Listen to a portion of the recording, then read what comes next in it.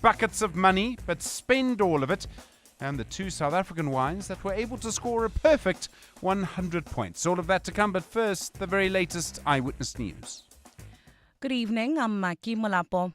121 dockets that were previously held by the KwaZulu-Natal Political Killings Task Team will now be handed over to the Madlanga Commission of Inquiry. The dockets formed a central part of a series of explosive allegations made public in July by KwaZulu-Natal Police Commissioner Nhlanhla Mkhwanazi. This after they were confiscated and handed over to a team in Pretoria. Last week, National Police Commissioner Fani Masemola announced the dockets would be returned to the KwaZulu-Natal Political Killings Task Team, but that's since changed following a meeting between Masemola and Acting Police Minister Feroz Kachalia. Police Ministry spokesperson Kamokhelo Mokgotsi. The Political Killings Task Team dockets will be submitted to the Commission in the format that they require. This is to ensure the integrity of the dockets and enable the Commission to thoroughly investigate all the matters related to its terms of reference. The late renowned broadcast journalist Tshidi Madia has been described as bold, passionate and caring. Colleagues, friends and loved ones gathered in Sandton this afternoon in memory of Madia, who died in hospital last week following a short illness. At the time of her passing, the 42-year-old was the Associate Editor for Politics at Eyewitness News, friend and mentor Mahlatsi Mahlasi. The past weeks have been hard. Sometimes I close my eyes and I hear it. That bold, warm, unmistakable greeting. Hello, everybody. That was Tshidi. Whether she was on air, walking into a newsroom, she just didn't walk into rooms. She arrived. She arrived with presence. She arrived with purpose. Mahlase spoke fondly of Madia's contagious laughter. And that laugh, the one that could disarm the president, paired with a curious mind that could get them to reveal everything with just one question. Her laugh just didn't fill a room. It wrapped around me especially, like pure love. Eyewitness News reporter Alpha Ramushana says Madia cared about young people. The guidance, the teachings, the fights we fought all the time about my music taste, about religion. It was a big conversation in the office all the time. But the next moment we'd be laughing together as if we didn't just have, a massive, massive argument. That's the type of person Tshidi was. Definitely didn't hold grudges. Ramushana says Tshidi was more than a manager. She was a person who cared for her team's well-being and wanted to see them flourish. In February this year, I was supposed to be working first weekend of February, but I also had to be baptized at church. And I said to Tshidi, let me go to church. I should be done by 10:30 and I'll come to work after my baptism. And she said, no, go get baptized. If you need me to come, I'll be there. And there's no need for you to work. Take some time off on Monday and be thankful for this journey that you're starting with Christ. Madia will be laid to rest on Thursday in Germiston. The judge in the Senzo Meyiwa trial has relied heavily on testimony by the state's key witness in his decision to dismiss the acquittal application by one of the accused. Today, the court ruled that Mthokoziseni Maphisa has a case to answer to. Maphisa had brought a discharge application, arguing that the state had not laid enough evidence against him to secure a conviction. Maphisa is one of 5 men who are being tried for Meyiwa's 2014 murder in what the state believes was a contract killing by his girlfriend, singer Kelu Khumalo. Has more. Constable Sizwe Zungu's testimony was pivotal in the state's case, as he claimed to have seen the 5 accused at the Basotho hostel hours before Senzo Meyiwa was killed, and then again with guns moments after Meyiwa's murder. While making his case for acquittal, Mthokoziseni Maphisa's lawyer argued that Zungu was not a reliable witness, arguing that his evidence should be dismissed. But today, Judge Rathamo Kgwatleng differed with this argument. In my view, that is material evidence. Critical evidence, because it relates to living human beings, live human beings. Zungu says he was together with accused 1, 2, 3, 4, 5. While handing down his judgment, Mokgwatleng said he cannot grant Maphisa acquittal because there is evidence that he must answer to. The matter has been postponed to the 22nd of this month for the defense to open its case. Khomzo Modise, Eyewitness News, Pretoria. We move to the Western Cape, where Mobility MEC Isaac Silegu says his department has been actively engaging with rival minibus taxi associations, Kata and Kodeta, since the violent dispute started 3 months ago. Silegu's response comes after Kodeta called on the Western Cape government today to intervene and foster another round of peace talks between the two associations. Kata and Kodeta failed to reach consensus after meeting last week, sparking another wave of violence which left 5 people dead. Carlo Peterson has that story.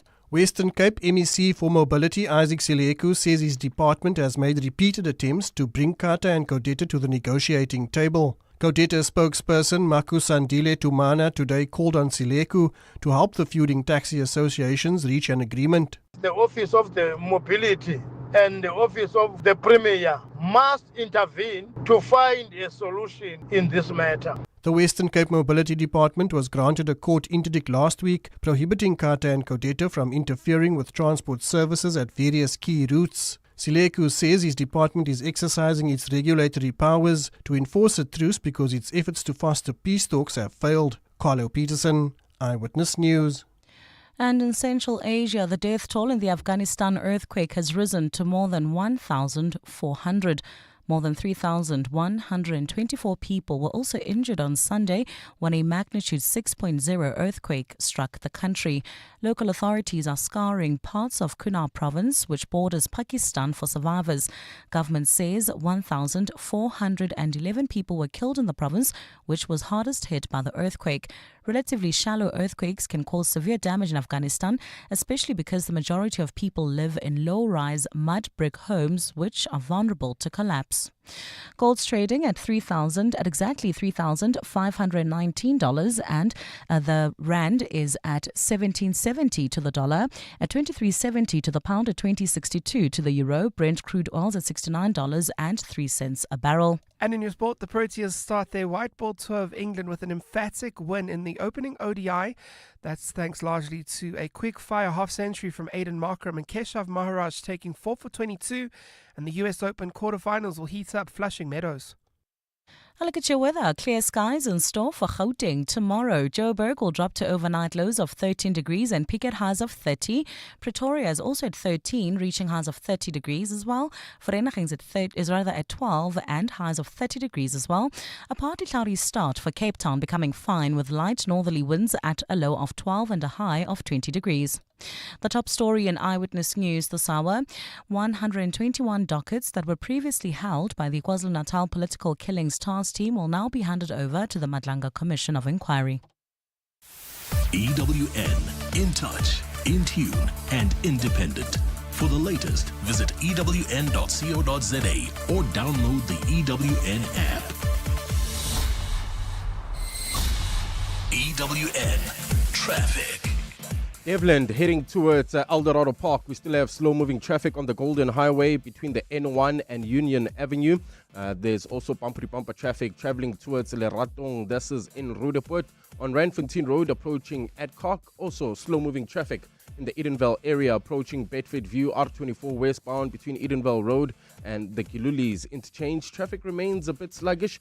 This is heading towards four-ways in Bryanston, N1 southbound between Rivonia Road and Winnie Mandela Drive. Also bumper traffic still in the Rivonia area on Rivonia Road between the N1 and North Road. While in the Mother City, expect some delays. This is on the N3 southbound between Rhodes Avenue and Newlands. Also traffic a bit sluggish. This is on the M5 southbound. This is between Pyland and Ottery. If you come across any other traffic issues, please WhatsApp us on 072-702-1702.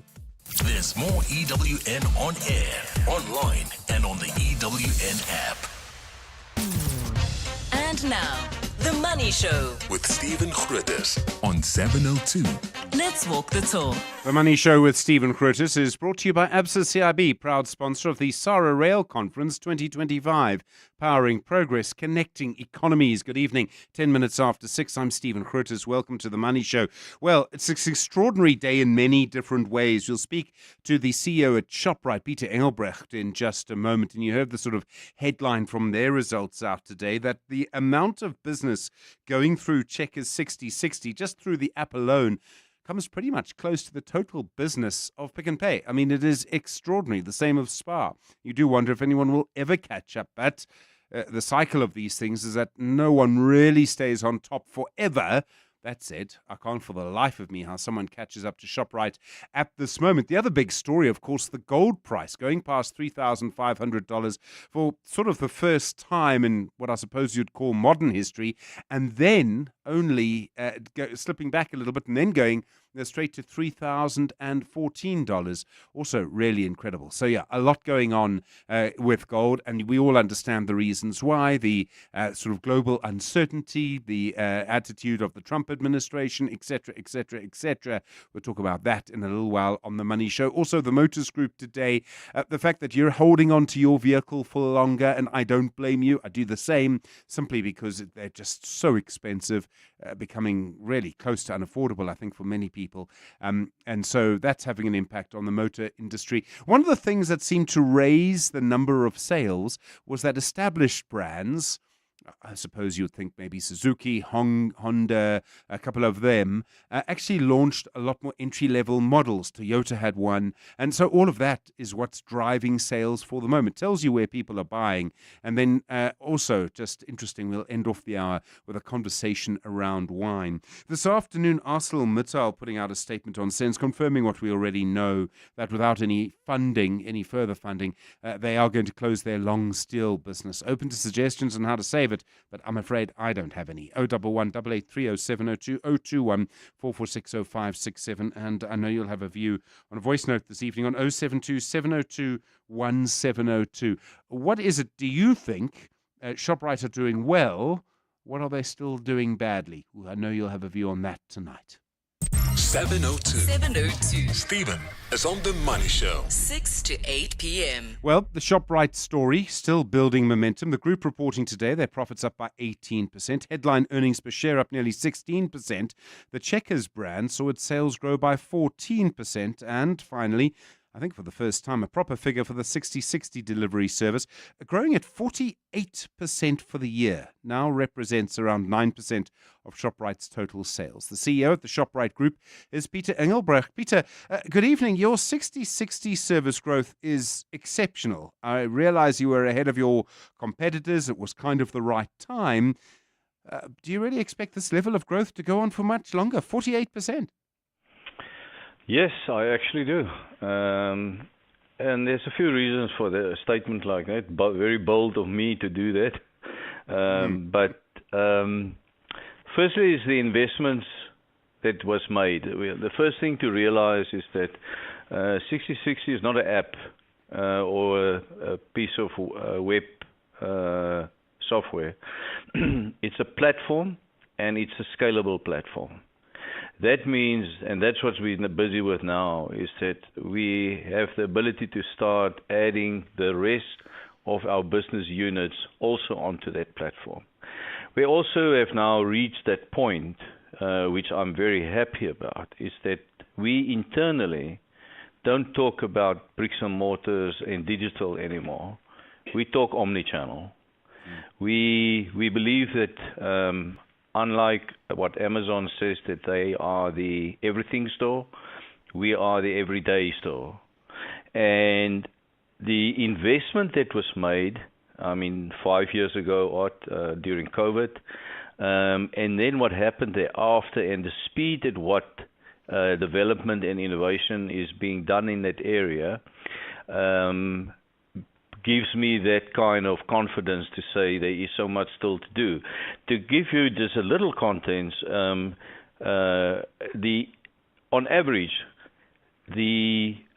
on the 60/60 platform, there are over 900 software upgrade releases a year being released onto that. To give you an idea, and all of those are enhancements and trying to make things better in there. And for years now, you will remember and know that we've been spending capex in the region of 8 billion a year, at least for the last 3 years. And if we compare that to rest of market, there is a sizable gap between what investment was done on tech. I know most of our money goes into stores, and we can talk about the fairly large number of new stores that we open and what that means. But that in a nutshell around why I can say I think there's a lot of headroom on the omni-channel platform. So your sales through the platform, if I can call it that, are 9% of your total sales as ShopRite. And that percentage will, I mean, I accept what you say, will continue to grow. Where do you think equilibrium will be? I mean, is delivery going to be 30% of your total sales, 50% of your total sales, more? I have no idea where this is going to end, because we're already in scenarios depending on South Africa being such a interesting place, that in some cases it can be as high as 50% already because of the security in a certain area. You feel uncomfortable in evening to go into a certain parking lot, but you're actually very happy with the store, but you feel unsafe, so you use the 60/60 service. And in that case, the percentage would be much higher. And some other cases, it's because of the transport nodes and the access and whatever else is complementing the store, it may be less. So I cannot give you a number today. Secondly, is the introduction now of general merchandise. I mean, that is really, I've taken us, I don't want to say take us by surprise, but we were very pleased with the fact that it seems like over time people have forgotten how great the hyperstores actually is and what they mean in terms of assortment. And I mean, the quality of product that's in there, and that you will find from a smack to essential product, and at the greatest of value. And I think a little bit that has to do with that is that game at some point in time, I think, was sort of the first choice of general merchandise. And with them closing down and getting smaller, there's now this fantastic opportunity for the hypers. We've added some ranges and assortments that we generally are not known to sell. I did say in the presentation today, I mean, who on earth would have thought 3 years ago that Checkers Hyper, in that sense, would sell the most Dyson hair dryers in a year. Yeah. No, I mean, yeah. It's incredible. And then we have to add pet and outdoor and pharma. Pharma is a big one. You've seen that we've mentioned it a few times that we are changing our investment on the pharma because we see from the data that we have that customers' purchases behavior has changed in terms of personal care, health, and beauty. Okay, so I mean, it's all a great story for you. I noticed that your ShopRite pricing inflation was below 2%. Inflation is low at the moment. Are you putting a lot of pressure on your suppliers to keep your prices that low? I mean, are you putting more or less pressure on your suppliers than say Pick n Pay is to keep prices at that level? We have in South Africa this thing that called fair and equitable.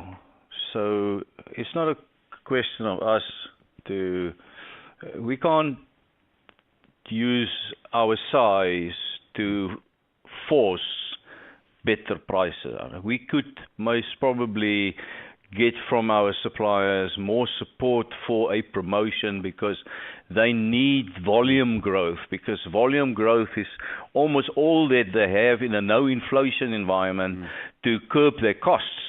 And at the moment, ShopRite is almost the only retailer growing volume. Yeah. So that happens, but in terms of using our volume and size to get better pricing, and that is not happening. That's not what's driving the inflation thing. I think it's the risk of our major manufacturers that there is no volume growth currently. I saw this weekend 2 of South Africa's biggest suppliers, and they are talking about budgeting this year for a 1% volume growth. Now, certainly our costs are not only going to grow by 1%. Yeah. Your salary and staff cost is not going to grow by 1%. So it is a tight squeeze at the moment in the retail space around the fact that there's low or very little inflation. I want to mention this to you, please, if I may, is that in the you mentioned the low inflation and it is almost down to zero, but last month alone in the ShopRite brand, 13,300 items was cheaper this year than last year. Sure. That is an enormous amount, 13,000 items. And that's what's currently in our space, and therefore so critical now, and we're so happy that we made some technological investments over the last couple of years, things like price optimization tools, personalization, Rex platform, Rainmaker Media, all those things now maturing, and we've put some big developments on artificial intelligence to enhance these things.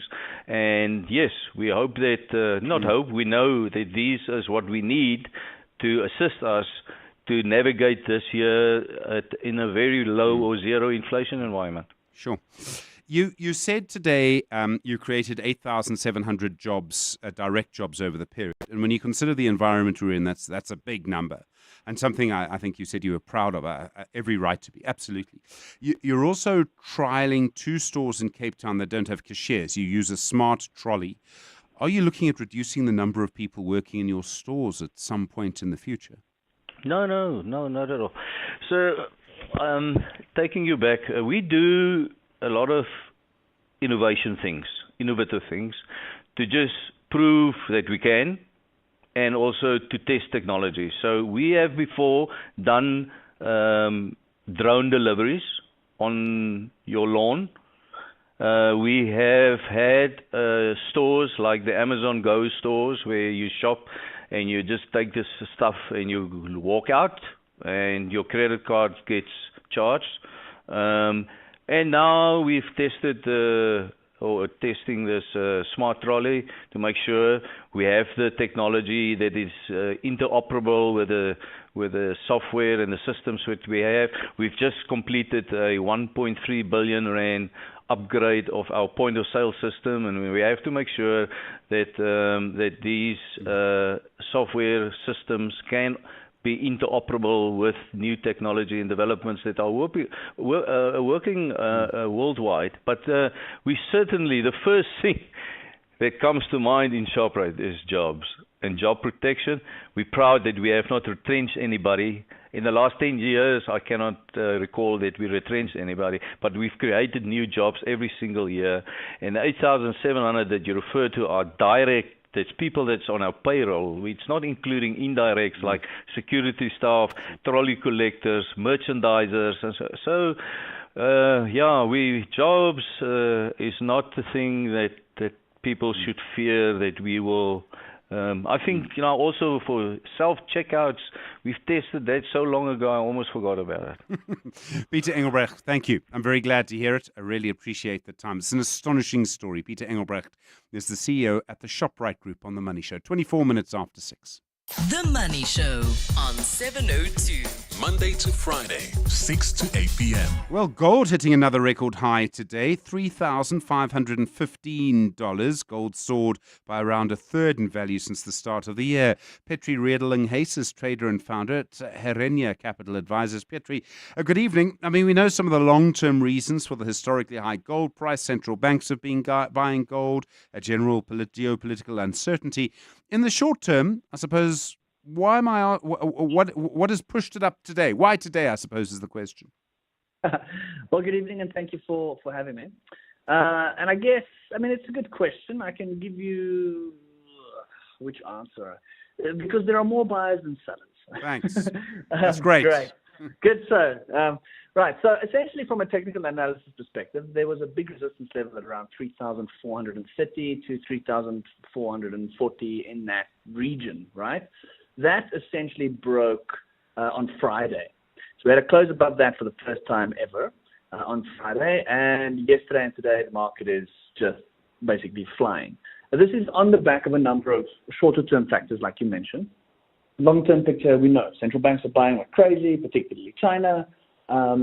We also know that gold kind of acts as a leading indicator for the rest of the commodity market. So we see gold really starting to run. We've seen commodities pick up sort of since April, and May starting to run a little bit. So we probably have a little bit of legs in the gold market. But there's a combination of two things, I think, that are driving gold at this stage. One is the fear around, what if the Trump administration messes it all up? Yeah. So there's that flight to safety. But the other thing is the Fed essentially have walked away from their inflation targeting mandate. So they've got the U.S. Federal Reserve Bank have two things that they care about: keeping inflation below 3% and supporting the jobs market. And they came out and said, well, look, we don't really care if inflation goes above 3%. We care about supporting the jobs market. That's the only thing that we're going to focus on. And I think that could be a little bit of pressure from the Trump administration coming, through to the central bank, or whatever the reasoning may be. This is the stance that they've taken. So the market is moved into a position where they're expecting, believe it or not, rate cuts into slightly higher inflation in order to support economic growth and the job market. So in that sense, people are essentially going, well, lower interest rates is going to, potentially grow the economy a whole bunch. And this is, how do I protect the value of my investment from the deterioration of a weaker dollar? I need to get into safe haven assets. And that, again, is driving the gold price. Because if interest rates in the U.S. come down, the dollar weakens, commodity prices up. And that bridge between sort of the weaker dollar, higher commodity prices is gold. Gold moves first, commodities move later. Petri Redling-Hayes, I'm sorry, you're going to have to leave it there. Thank you, trader and founder at Terenia Capital Advisors. The Money Show. The markets. Ryan Hills, the head of fundamental sales at Absa CIB. Ryan, good evening. Is that your theory too? It's essentially about interest rates in the US? Yeah, thanks, Stephen. Evening. I would agree. Generally speaking, that of course, if you have an environment where rates are being cut, given the fact that you don't get any returns on rates with respect to gold, it's not yielding anything, that will generally be positive for gold prices as well. So to echo some of the sentiment expressed by your previous speaker, definitely gold hitting new all-time highs on the back of the expectation that the Fed will likely continue to, will cut rates, I should say, not continue necessarily. It's interesting, if you look at what markets are doing at the moment, they're discounting something like a 90% chance of a 25 basis point cut by the end of September. And I think that's been reflected in the gold price as well. ShopRite, incredibly strong results and obviously incredibly strong share price as a result today. Yeah, and I mean, I remember being on the show some time ago, reflecting on what I thought was an extraordinary set of numbers, and just once again, another market expectation beating set of results, which saw that stock closing up north of 5%. Incredible to see how well that business has grown, particularly in the online delivery space as well. So to your point, I mean, I think also see this in the context of some of the weaker updates that have come through from the retailers recently, but certainly ShopRite, another fantastic set of numbers. What's pushing Sasol at the moment? I mean, I realize they had results. They weren't terrible. Everyone goes back to the capital markets day, the change in sort of direction. But it seemed to me, I mean, I realize oil prices were slightly higher, but clearly something's driving Sasol. Yeah. So honestly, we've been scratching our heads as well to some extent. I mean, the numbers that they produced recently did beat when you looked at them superficially. And their free cash flow numbers were probably better than the market was expecting. We think what's really happening here at the moment, Stephen, is you've got something called a diesel crack spread, which is basically the difference between the oil price and the price of the refined product, particularly in the form of diesel, which is actually quite elevated at the moment as a consequence of elevated demand for diesel in economies like the US, etc. And we think that that's possibly driving some of the optimism around the free cash flow generation outlook for the likes of the Sasol. Bearing in mind, of course, that their results update recently, they also did say that they have started to delever, and I think the market's taken some optimism from the fact that their net debt position might land in better position, and we might see less risk around the fact that they've got dollar debt and free cash flows in ZAR terms. So bottom line is markets clearly believing some of the guidance out there, and you've got these diesel crack spreads which are providing a bit of a tailwind as well. Despite all of this, ShopRite and Sasol and the gold price, the JSE All Share closed down, and banks and retailers were quite softer. Yeah, that's right. So, I mean, banks obviously quite a large component of the top 40 overall. So the banks index closed down, I'd say, on average about 2.5%. Retailers as a basket basically also closed down quite meaningfully. That was down 2%. What we're seeing there is, in contrast to the likes of a ShopRite, the clothing retailers in their recent updates have been showing that actually they're finding the consumer environment very tricky, very difficult. I mean, it's a bit of an anomaly where you've got these sort of incredible auto sales, but at the same time you've got this weak clothing environment. It does seem as though on the back of these numbers, various analysts have been downgrading their numbers for the retailers for consensus earnings, and as a consequence, you've seen these retailers continue to come under pressure. In fact, you saw that again today with Truworths, which was down something like 4%. And last week's numbers showed, for example, that the second half was considerably weaker than the first half. So clearly, market continuing to see negative expectations unfold there. Ryan Hill, thanks very much indeed. Head of Fundamental Sales at Absa CIB, bringing the Time on the Money show to just after 6:30. Time now for the latest eyewitness news. Marky, good evening. And the Tourism Minister, Patricia de Lille, talking up her decision about the Tourism Board. Yes, she still maintains that she did follow all protocols. Good evening. Tourism Minister Patricia de Lille says dissolving the SA Tourism Board saved the country R1 billion. De Lille briefed Parliament on the termination of the board last month. The minister has come under fire for political overreach following the decision, but she maintains the board held a special meeting where an unlawful resolution was taken.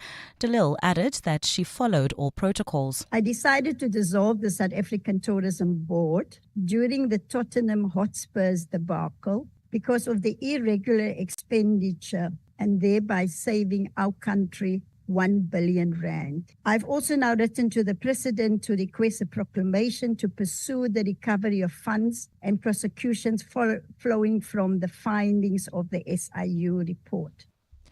The City of Cape Town is again calling on national government to give it more policing powers.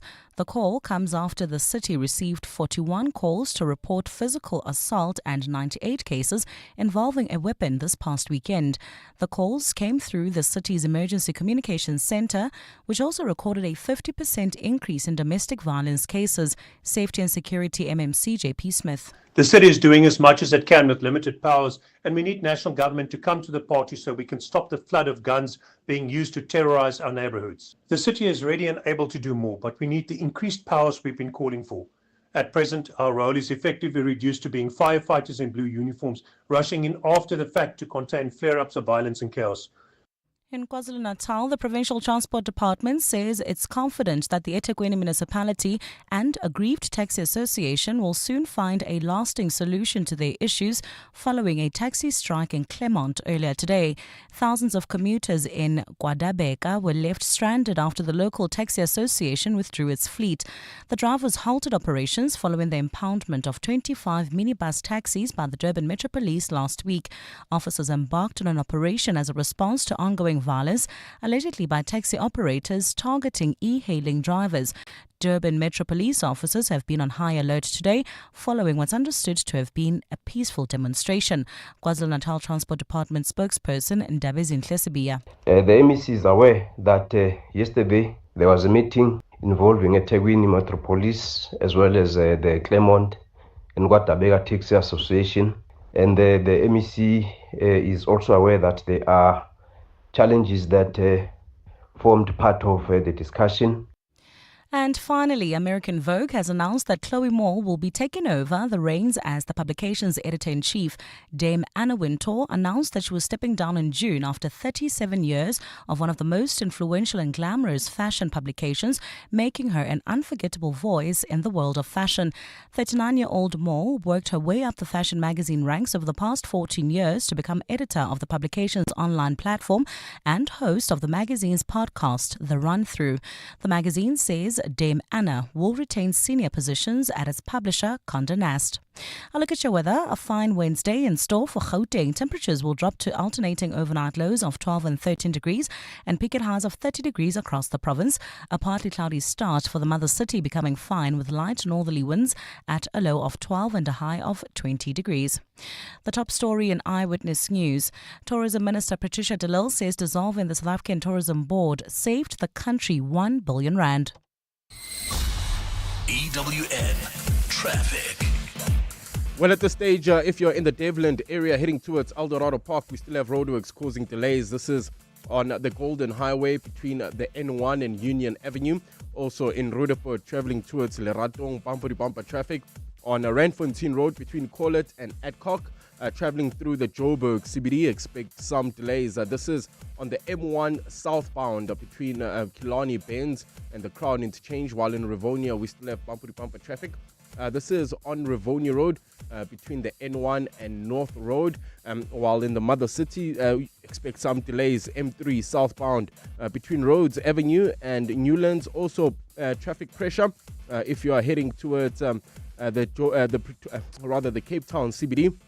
On the N2, this is between Mowbray Main and Airport Approach. If you come across any other traffic issues, please WhatsApp us on 072-702-1702. There's more EWN on air, online, and on the EWN app. Beyond every boardroom is a story waiting to be written. A story of a business and its potential, of a community that thrives, a hospital that serves, and energy that powers millions of dreams. It's a story that only gets better with a partner that has the expertise and solutions to make it a reality. At ABSA CIB, we are invested in your story, and we invite you to write it with us, because your story matters. ABSA, an authorized FSP and registered credit provider. Ever driven 6 hours to get to a place that should have taken 1? Skip the detour with SemAir, a proudly South African full-service airline, connecting you to 16 top destinations, whether it be for business or a break. Baggage included. Onboard snacks, always. Comfort and service, count on it. Because when your time matters, your airline should too. Book now at semair.co.za. SemAir, more from your airline. 1 festival, endless flavor, and 2 unforgettable days of timeless music. The DSTV Delicious International Food and Music Festival, powered by Lotto Star, returns on 20 and 21 September at Kyalami Grand Prix Circuit. On Saturday, the stage erupts with Don Toliver, Questa, and Nkabi Zezwe. Then on Sunday, experience the legendary Lauryn Hill, Wyclef Jean, Lyra, and more. The DSTV Delicious Festival, powered by Lotto Star. Tickets at Ticketmaster. Welcome to the brand new days. Sail the world with Norwegian Cruise Line, with more to see, more to do, and more to enjoy. Plus, upgrade your holiday with NCL's More at Sea for premium beverages, specialty dining, and much more. Think international cruising. Think NCL. For the best deals available, visit ncl.com or contact your travel agent. Restrictions apply. Welcome to the brand new days. The Money Show with Stephen Grootes. Well, voice notes and WhatsApps coming through in relation to the conversation we had with the Checkers CEO, the ShopRite CEO, Peter Engelbrecht. Lynn saying, we love Checkers. We've saved a lot on our groceries after the last couple of years, but they've gone the way of Woolies, Jamie, and Simple Truth. We now have to buy 3 of every product to get the discount. That's not what she's complaining about. She says, as pensioners, we don't want 3 of anything. It's unfair. Why don't we listen to some of them?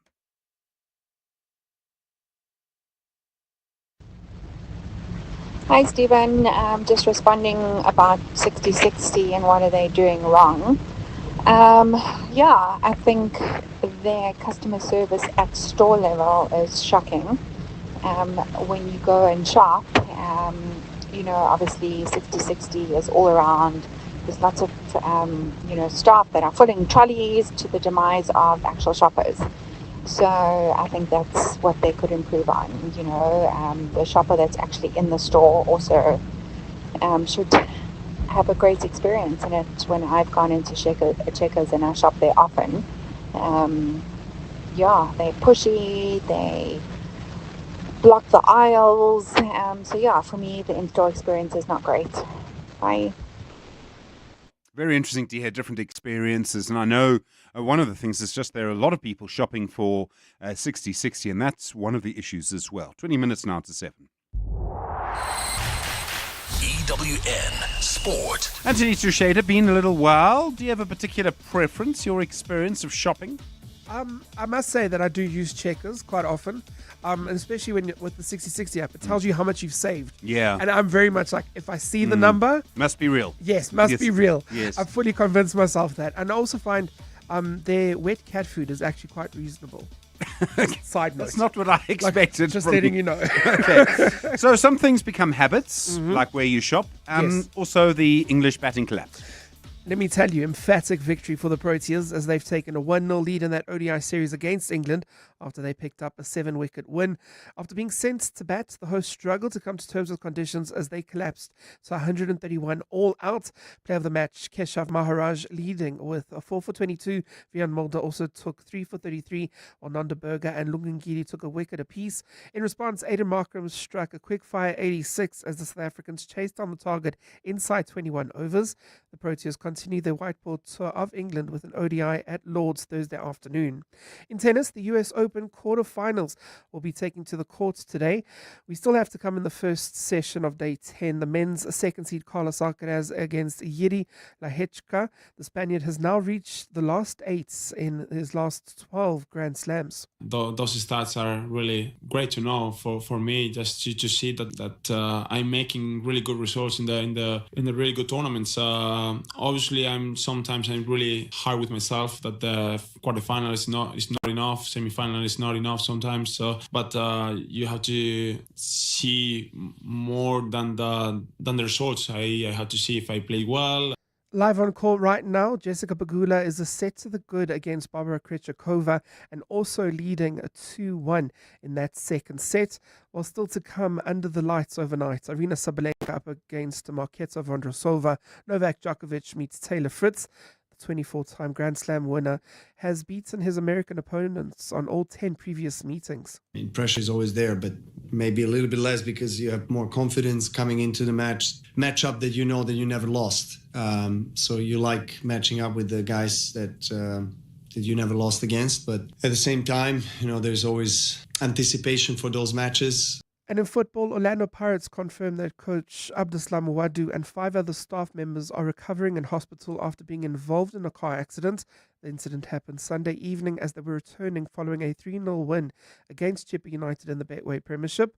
Pirates team bus had stopped to assist at a scene of a collision between 2 vehicles when another car crashed into the stationary vehicles. Soweto Giants added updates will be provided in due course. Anthony Teixeira, Eyewitness News Sport. Ready to lead the future of business? At Wits Business School, leaders don't just adapt, they define what comes next. Choose from a wide range of postgraduate programs designed to develop your leadership and strategic thinking skills. Whether you're looking to deepen your expertise or broaden your horizons, there's a qualification for you. At Wits Business School, ambition becomes leadership. Visit wbs.ac.za to find the program that's right for you. That's wbs.ac.za.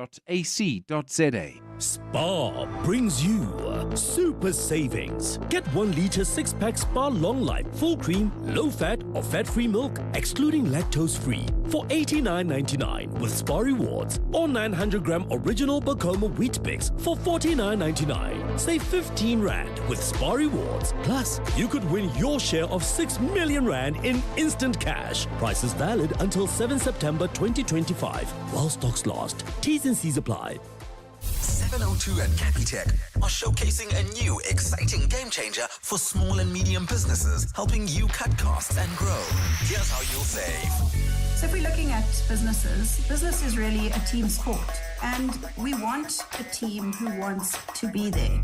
So having an engaged team is really a team that's more productive, it's more creative, it's more committed to the business's success. So building a positive company culture means you've got a team that goes above and beyond, boosting performance. Small business focus with Capitec. No matter the size of your business, Capitec's got you on 702.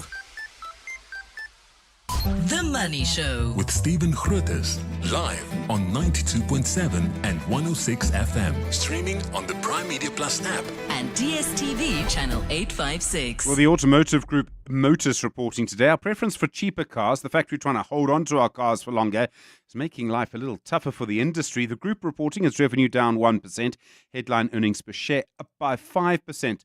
Okkert Janse van Rensburg is the CEO at Motus. Okkert, good evening. You say in our market there was some growth in the passenger vehicle market. I mean, how much growth is there in quite a tough time? Good evening, Stephen, and yes, nice to talk to you again. It's interesting that, perceptions and facts are sometimes slightly different. The reality is that the new vehicle market seems to be quite robust at the moment. And in fact, even in going beyond June, in July and August, we were still seeing that, the vehicle market continued to be strong with more than 50,000 vehicles sold per month. This is much higher than what we had in the previous year.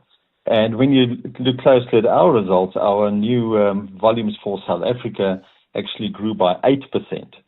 If you are ever dissected a bit more, you will see that the revenue growth isn't that high in rand terms, which means people have been trading down, and even though the volumes are higher, they have been buying smaller vehicles, cheaper vehicles, and you probably see that trend will continue in the near future as well. And what that means then is you need entry-level vehicles to sell. Some of the bigger brands, some of the more established brands have been producing those. Does that help? Yes, I think that's the area of the market that certainly has produced the most growth in the industry at the moment. So you would have seen that most new entrants into our market all coming with vehicles that's slightly cheaper in price. Not so many have been able to really crack that entry level. I think when you look and you try and find out who's actually selling those entry-level vehicles, it's more the products that are being manufactured in India rather than China. And all our new entrants have really been around the Chinese. So you would have seen also that we announced a week ago that we now also are importing Tata. We launched that at the beginning of September, and that is aimed more at the entry-level market as well, because we do believe that is where the growth opportunity is going to lie in the near term. People used to talk about owning the latest BMW, Mercedes, Benz or Audi. Now I think people are looking at SUVs, but is that sort of demand for luxury sedans just fallen off a cliff? Yes, it has actually been lower, although we have seen that the likes of BMW is still sort of trying to hold its own. I think you have certainly seen that Mercedes and both Audi, Land Rover and Volvo all, having much lower numbers. So unfortunately that has happened for those brands. But, we are active economy here and abroad. So, in the end consumers talk, and what the consumers want is what you need to be able to deliver.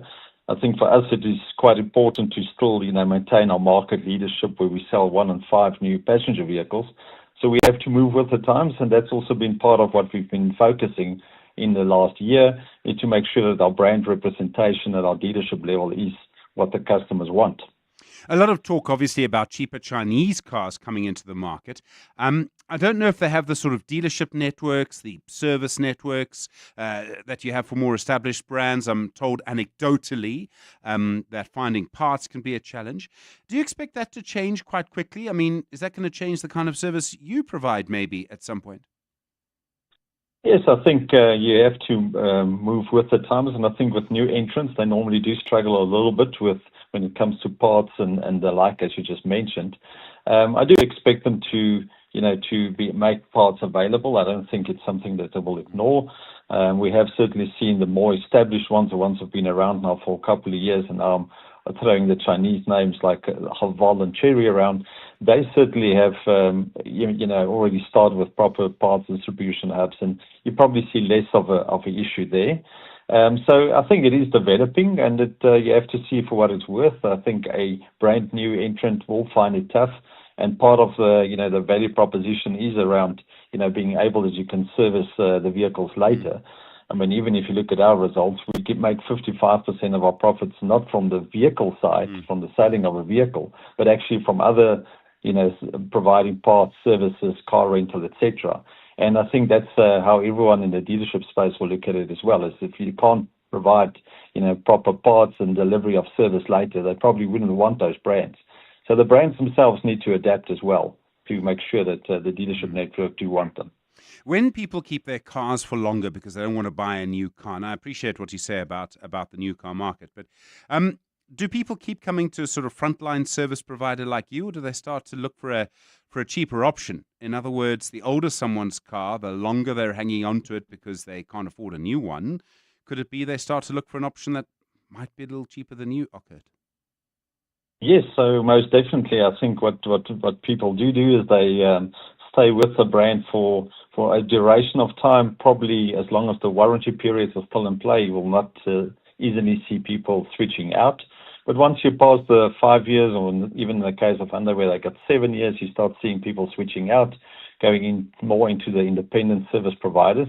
And if you analyze the market, only about 2.5 million vehicles are currently sitting in that warranty period, while probably about 9.5 million is sitting outside of that period. So certainly that's an area of focus for us, and that's why we've also invested heavily into the aftermarket parts business, where we derive more than 23% of our profits from, is supplying parts to those sectors.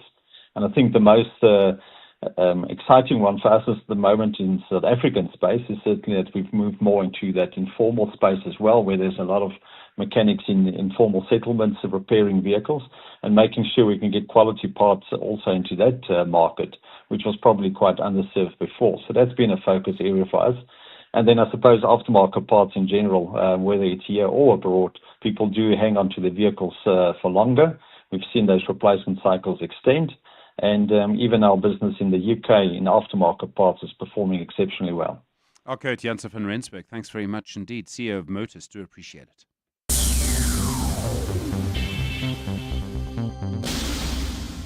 Corporates That Care promotes and encourages corporate leaders and all citizens to walk the talk for a better South Africa. Catch Corporates That Care this Wednesday at 10 to 9, featuring Cipla. Their CEO, Paul Miller, will be in conversation with Bongani Bengwa. Join us every Wednesday as we highlight the efforts of companies and brands dedicated to building our country. Corporates That Care is a Prime Media Cares initiative with 702 and Prime Media Outdoor. 702, let's walk the talk and make a difference together. Feeling some lag in Sector 3? Copy. Optimizing working capital. Ready. You're approaching a tight corner. Cash flow pressure ahead. Low on liquidity. Supplier pressure is building. Set. Deploying cash injection in 3, 2, 1. Flow. Nice move. Better supply chain control. Lab time advantage. Faster cash cycles, leaner inventory, and optimized working capital. Ready, set, cash flow. Corporate banking from RMB. RMB, a division of First Rand Bank Limited, an authorized FSP and credit provider. Are you looking for the best savings on spectacles? At Specsavers, enjoy 1,500 Rand off when you get tested at South Africa's trusted and most established optical group. Get 1,500 Rand off all frames in store, or use your 1,500 Rand off on our leading lens enhancements, such as drive light lenses that reduce artificial glare whilst driving.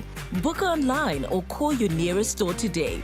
Affordable eye care, Specsavers. T's and C's apply. The Money Show with Stephen Grootes is brought to you by ABSA CIB, proud sponsor of the SARA Rail Conference 2025, powering progress, connecting economies. The Money Show with Stephen Grootes. Well, the international wine critic and master of wine, Tim Atkin, giving two wines a perfect score in his annual South Africa special report. He's given the Chenin Blanc 2024 Alhate Magnetic North and the 2023 Porcelainberg Syrah, both 100 points. Tim, good evening. I suppose this is probably an impossible question. What makes a perfect wine? How do you make a wine that gets 100 points? Well, all I can say is perfect for me. I would just say that it's something that cannot be improved upon. And they're wines that move me. I think they're wines that have an emotional connection with the drinker, in this case, or the taste of me. How do you define perfection? I agree. It's slightly silly in a sense, but I think that it's just my way of saying these are two fantastic wines. I think they're world-class wines. What makes them better than the others? Two other wines got 99 points. Now, Obviously, I don't think you were just being picky. There was clearly a difference. It's funny. I don't know if you've ever seen this is Spinal Tap, a film about an English rock band, and one of the guitarists in the band has a special amplifier that goes up to 11, and he always says that 11 is one louder than 10, and everything else goes up to 10. So I suppose the difference between 99 and 100 is pretty small. It's infinitesimal almost. But I just say these are wines that are just slightly better, but only according to me. I mean, that's the point. So, okay, you went around, you drank a lot of our wines. Tasted. You tasted.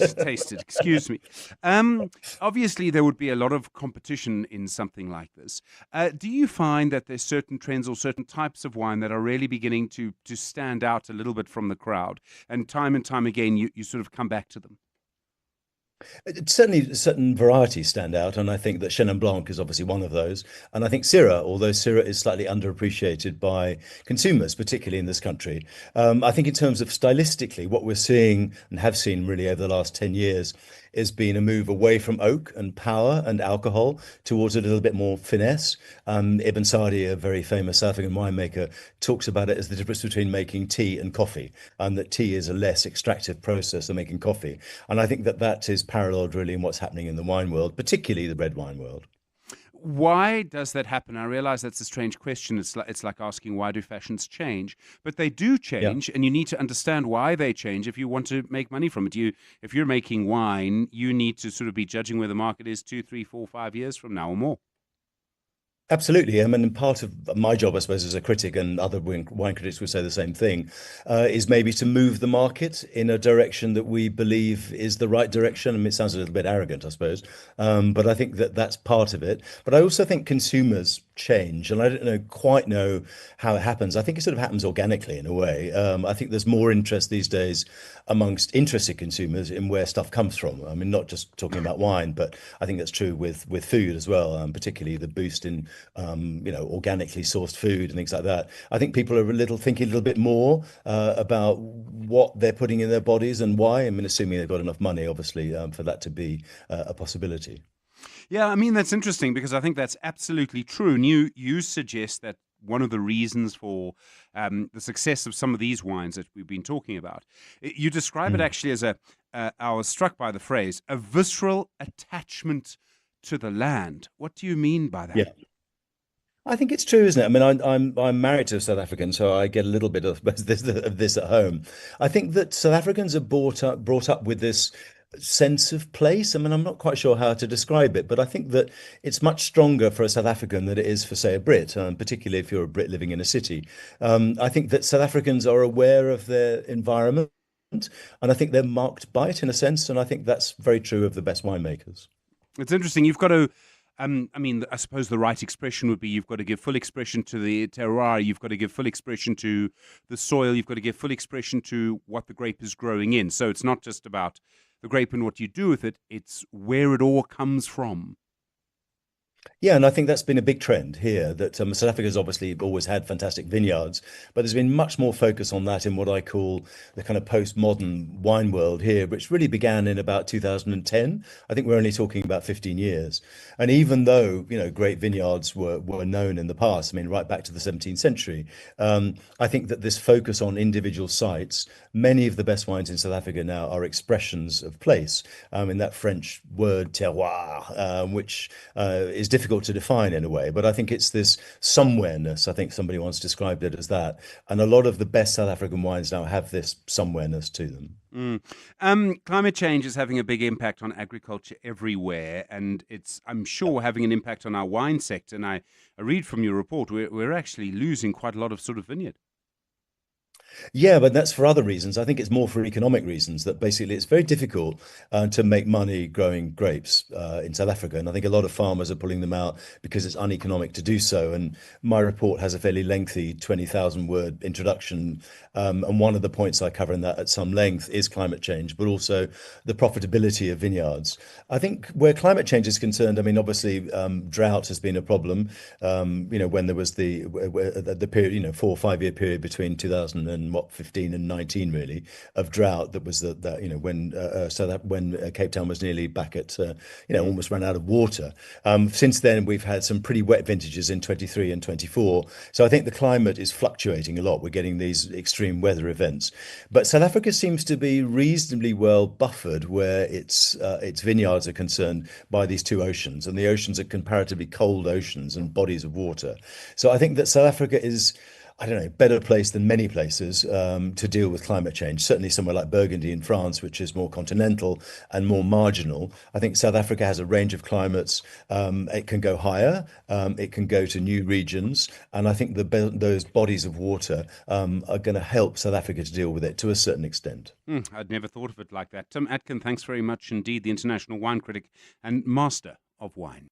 Well, you're with the Money Show. Lots to come in the next little while. We'll find out more from the fossil ad ban campaign. That's kind of all in the title, I suspect. We'll hear from Rutendo Ndungi as well. And don't forget personal finance tonight. Why do people who earn a lot not save? All of that to come at 7 o'clock. This is EWN. Good evening, I'm Maki Malapo. Gauteng Education MEC Matume Chilwane has called for calm following a protest by some learners against the alleged sexual assault of a student in Dielelani Secondary School in Soshanguve. Learners from different schools in Block L area took to the streets during school hours today.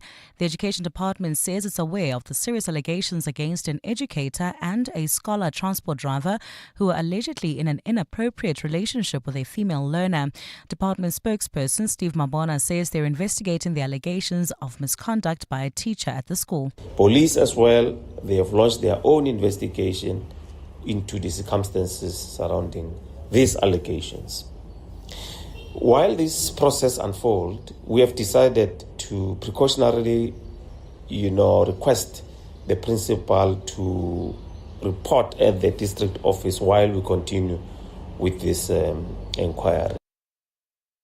The Special Investigating Unit says the new evidence in the Digital Vibes corruption scandal implicates family members of former Health Minister Zweli Mkhize. The unit has been granted approval by the Special Tribunal to introduce new evidence in its case. The new evidence is expected to detail how public funds were allegedly laundered through dodgy business transactions. The Digital Vibes contract was originally intended to support public awareness campaigns for the National Health Insurance and COVID-19 pandemic. But the SIU alleges the procurement process was irregular and the money ultimately benefited Mkhize's family. SIU spokesperson Keza Khanyago. Then we were supposed to have the hearing on the 11th and the 12th of August of the main case. But in the process of doing that, there was new evidence that was brought our way. We had to then go and investigate, and we found that there are more people that where the money went to, and there are more institutions who did not do any work, but the money was sent to them.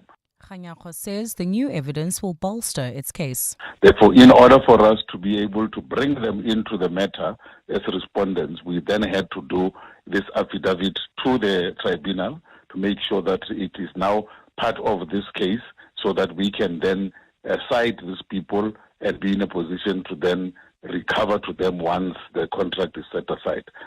In the Western Cape, Taxi Association CODETA has called on the provincial government to foster another round of peace talks to resolve a violent minibus taxi dispute in Cape Town. Yesterday, Western Cape MEC for Mobility Isaac Silegu warned he will impose harsher sanctions on CODETA and CARTA if they don't urgently resolve their differences. The rival taxi associations failed to reach consensus during peace talks last week, sparking a fresh bout of violence which left 5 people dead. Carla Peterson has more. CODETA spokesperson Makusandile Tumana says the Western Cape Mobility Department must intervene to find a solution to the minibus taxi conflict in Cape Town. Tumana says peace talks with CARTA broke down after the feuding taxi associations failed to reach consensus about a taxi route from Khayelitsha and Mfuleni to Somerset West. This is our appeal to the government of the province. Let us try to work together to solve this matter. CARTA spokesperson Nkululeko Sityebi says CARTA is open to more peace talks. it needs us to wake up and sit together and put up some peace agreement or relook on the peace agreement, what we didn't do right or what we can make things right so it can cover everybody. Tumana says Gaudeta is also not happy about the implementation of Golden Arrow bus services along the route. Carlo Peterson, Eyewitness News. Friends of the late esteemed broadcast journalist Tsidi Madia have fondly remembered her as a heartwarming lover and a fierce fighter.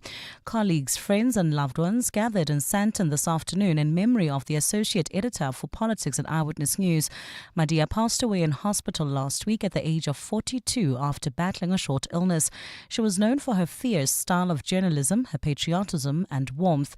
Today, Madia was remembered as part of the rhythm of the office, the voice of reason in the chaos, and a steady presence when things got tough.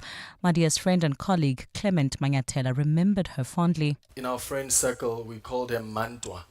Mantwa means a fighter, because my girl was always ready for a fight. In fact, on her Twitter page, she has a pinned tweet of this naughty but content little doll that is at peace and is sipping on a drink. And the tagline there says, "Me at peace after I chose violence." And Sidi pinned that on her Twitter and said, "Bekele beke," meaning, "I'm ready any day." Manyatela says Madia had a great love for her country. Some of you called her South Africa's head girl because she did represent and defend this country, both here and abroad. In fact, I remember when we were in Washington, D.C., when Trump dimmed the lights and was talking nonstop, I remember Tsidi was shouting, "When are you giving our president the chance to respond?" We were shouting questions. Tsidi was busy saying, "When is Ramaphosa going to respond?" And that really tells you a story about Tsidi and the love that she had for this country. And we end with some relief for motorists at the pumps. Motorists are set to pay less when refilling their tanks from tomorrow due to a drop in fuel prices. The Minerals and Petroleum Resources Department announced today that petrol will decrease by 4 cents a litre, while diesel will drop by 56 cents. This marks a second consecutive month of a cut in petrol prices, with diesel only decreasing this month after last month's increase of 65 cents per litre. The department attributed the fuel price decline to lower prices for Brent crude oil and a stronger rand against the dollar. Gold's trading at $3,524.26 an ounce. The rand's at 17.69 to the dollar, at 23.68 to the pound, at 20.59 to the euro. Brent crude oil's at $69.14 a barrel. Roodepoort heading towards the Leratong Kagiso area. There's slow-moving traffic. This is between Corlett Avenue and Adcock, while in the mother city we still have slow-moving traffic on Nelson Mandela Boulevard. This is approaching Rhonda Bloom, and there's also slow-moving traffic. This is on the M3 southbound between Rhodes Avenue and Newlands. Look at your weather. Clear skies in store for Gauteng. Tomorrow, Joburg will drop to overnight lows of 13 degrees and peak at highs of 30. Pretoria is at 13, also reaching highs of 30 degrees. Vereeniging is at 12 and 30 degrees. A partly cloudy start for Cape Town, becoming fine with light northerly winds at a low of 12 and a high of 20 degrees. The top story in Eyewitness News this hour. Gauteng Education MEC Matume Chilwane has called for calm following a protest by some learners against the alleged sexual assault of a student in Dielelani Secondary School in Soshanguve. EWN, in touch, in tune, and independent. For the latest, visit ewn.co.za or download the EWN app. And now, The Money Show with Stephen Grootes on 702. Let's walk the talk. The Money Show with Stephen Grootes is brought to you by ABSA CIB, proud sponsor of the SARA Rail Conference 2025, powering progress, connecting economies. Good evening. Glad to have you along with us this tonight. Plenty coming up on The Money Show in the next little while. We'll hear from Rutendo Ndwingwi. We'll hear from Noxolo Mfokwa, the advocacy campaigner for the fossil ad ban campaign. It's a very interesting idea, that. And then also personal finance. Don't forget, we'll be looking there at some people who look rich but maybe aren't saving. All of that to come on The Money Show. You know the number, 011 883 0702 021 446 0567, and voice notes and WhatsApps tonight on 072 702 1702. The Money Show on 702. Monday to Friday, 6 to 8 p.m. Well, we speak to Warren Ingram about this in a while, but the idea that there are plenty of people who earn quite a lot of money but don't save any of it. And it took me a long time to kind of understand that not everybody who looked rich or had the latest that or seemed to live well necessarily actually was. And I suppose I'm talking there about the difference between rich or being rich and wealth and being wealthy. And those are different things. And there's a reason why every single bank that wants your money for your pension uses the word wealth, because they're talking about something that goes on and sort of lasts and has something more behind it. And I do think, though, that there's actually something bigger happening in our society around a sense of short-termism. I look at some of the decisions made by politicians, by some business people. None of them have been on the Money Show tonight, but certainly some things that I see, and I think, well, you know, there's a short-termism there. People aren't sure they're going to get this out or that out, or they're going to make as much money as they can. And I think that might also explain some of the quite staggering corruption that you see. Look at the Daily Maverick story and if we just give the person money, they'll take it, short term, it'll get us past this hump. If we look at what's happening with some of the other stories, I mean, the Sikanati Manchancha stories in News 24, I mean, the stories are just astonishing about the Government Pensions Administration Agency and how people are just, it seems, getting away with it. I think there's a sense of desperation. I think that's what's sort of driving it.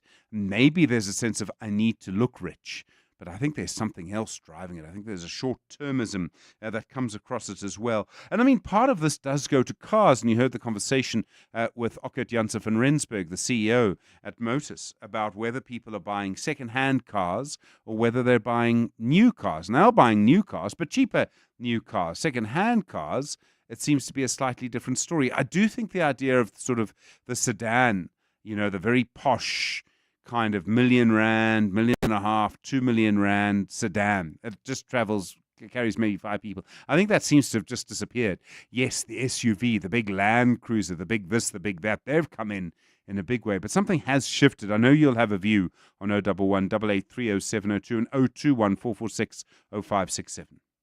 The Money Show with Stephen Grootes, live on 92.7 and 106 FM, streaming on the Prime Media Plus app and DSTV channel 856. The Green Economy on the Money Show is brought to you by the Rose Foundation, giving used oil a renewed purpose and supporting a clean environment one drop at a time. Well, the creative agency Alchemy Collective, they're calling on other creative agencies to join them in refusing to do any work for fossil fuel companies. It's part of a campaign arranged by the Fossil Ad Ban campaign. The advocacy campaigner for the Fossil Ad Ban campaign is Noxolo Mfokwa. Noxolo, good evening. What are you trying to do with this campaign?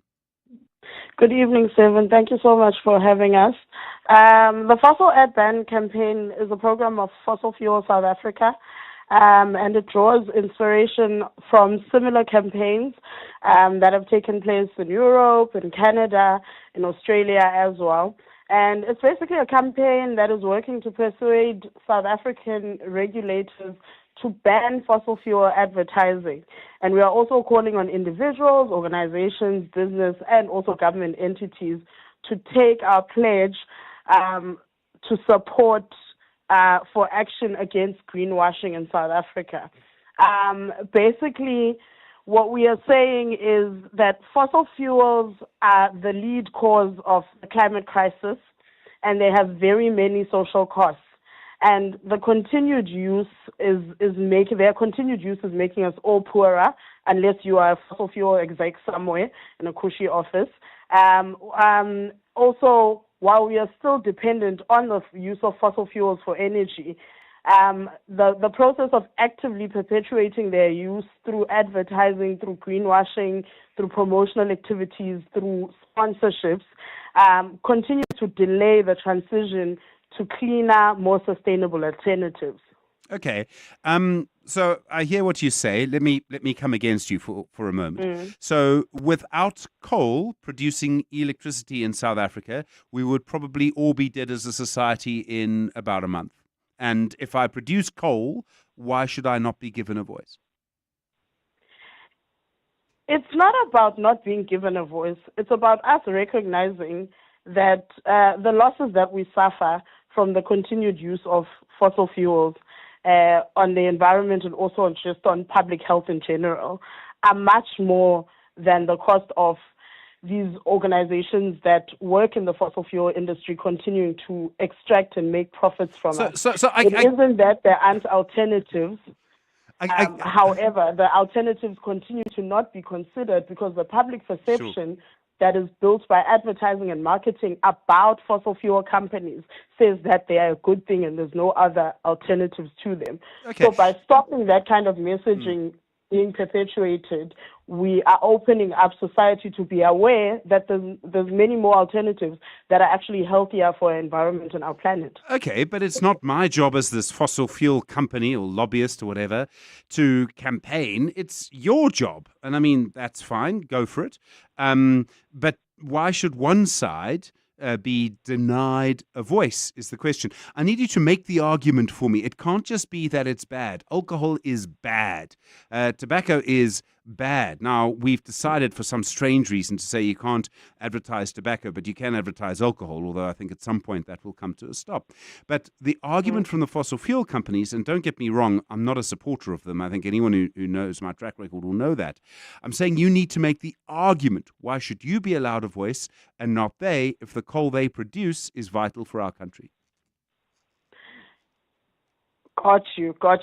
I think based on our own research, right, and what we are focusing on is the greenwashing of fossil fuel companies, which is the act of using misleading and deceptive advertising that makes environmental claims about sustainability, about supporting the just transition in itself, and saying that that type of advertising is wrong. It's not to say that we are saying that they must shut down their businesses in the now and all of that.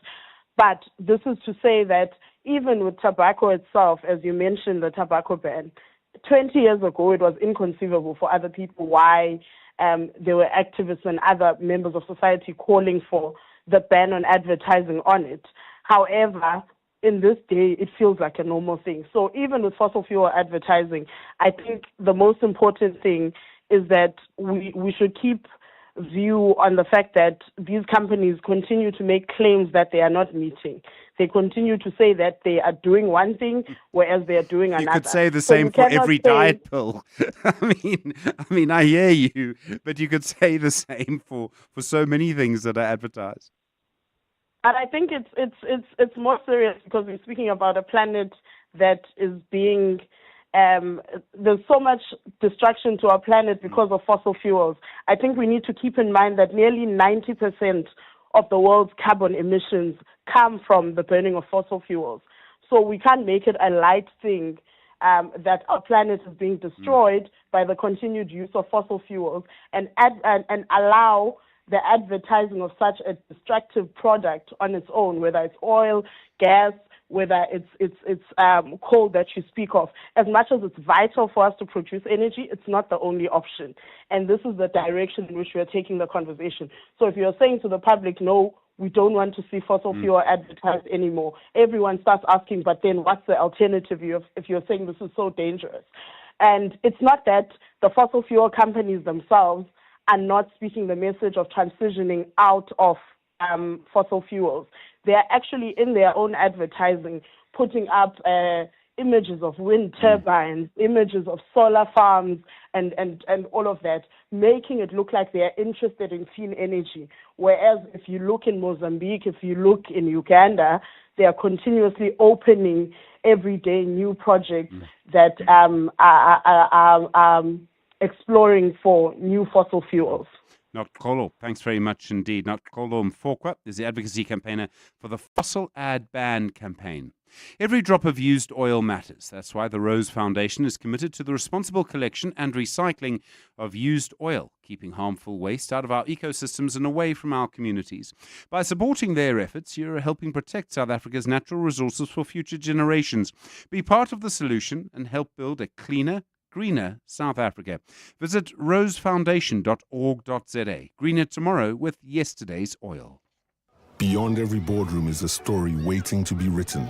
A story of a business and its potential, of a community that thrives, a hospital that serves, and energy that powers millions of dreams. It's a story that only gets better with a partner that has the expertise and solutions to make it a reality. At ABSA CIB, we are invested in your story, and we invite you to write it with us, because your story matters. ABSA, an authorized FSP and registered credit provider. Your office is more than just a place to work. It's a reflection of your success. At Desk and Chair, we help you elevate your workspace with locally manufactured desks and a wide range of chairs to suit your style and budget. Our expert consultants are with you every step of the way, from planning to delivery and assembly. Visit our showroom in Midrand or shop online at deskandchair.co.za. Desk and Chair. Think, feel, work better. There's strong. Then there's AfriSem Strong. So champion the build with AfriSem Cement, the trusted A1 choice for builders who demand nothing less than superior quality. Crafted for exceptional strength, proven durability, and proudly produced in Mzansi. Because some builds just aren't strong. They're built to last with AfriSem, proud official sponsor to the Springboks. Payments. Fast, automated, and integrated into your systems. Ready, set, cash flow. Corporate banking from RMB. RMB, a division of First Rand Bank Limited, an authorized FSP and credit provider.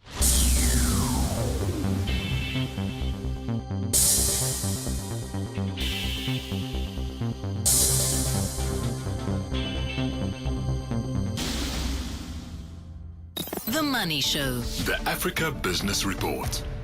Well, Dr. Rotendo Ndungi is the founding director at Tribe Africa Advisory and author of the book Rumble in the Jungle Reloaded. How's it, Rotendo? The situation in Zimbabwe, El Mansour Holdings, they're from Qatar. They've got a big deal with an Australian company about Zimbabwean energy. Good evening, Stephen, and good evening to your listeners. Yeah, so this is an interesting one, Stephen. It's Zim, Australia, and Qatari company called Al Mansour. They've made a significant investment. There's a big basin of gas, Cabora Bassa, very close to the Mozambique border. It's a gas project, Stephen, and Qatari has bought in a 20% stake. They intend to invest in about $500 million over the next few years. The equity stake is in Victus, Stephen, which is an Australian mining and gas company. So they've bought $25 million worth of shares from that perspective. Al Mansour will form a JV with them and will be called the Al Mansour Oil and Gas Project. So it's quite exciting, Stephen, because obviously Australia is quite seasoned and a subject matter expert and capabilities in terms of mining. Qatar has always got the money. And the big benefit for Zimbabwe, we know Zimbabwe as an economy has gone through a lot, is still going through a lot. That Eastern Cabora Bassa Basin, Stephen, just to give you the quantum of gas that is there, and that's gas that's quite key from a clean energy perspective, is 2.9 trillion cubic feet, Stephen, and about 184 million barrels of condensate, which is the condensate is the liquid form of gas. So, and I think they discovered in that basin, Stephen, was discovered in 2023. So there's about and it's the second largest after the one in Namibia. So a great opportunity there, and great to see players like that playing in Zimbabwe, because obviously Zimbabwe's economy needs that, Stephen. No, of course. Nigeria, Dangote and Ethiopia are building a massive fertilizer plant. Yeah, and these are the kind of stories, that really get me excited, Stephen.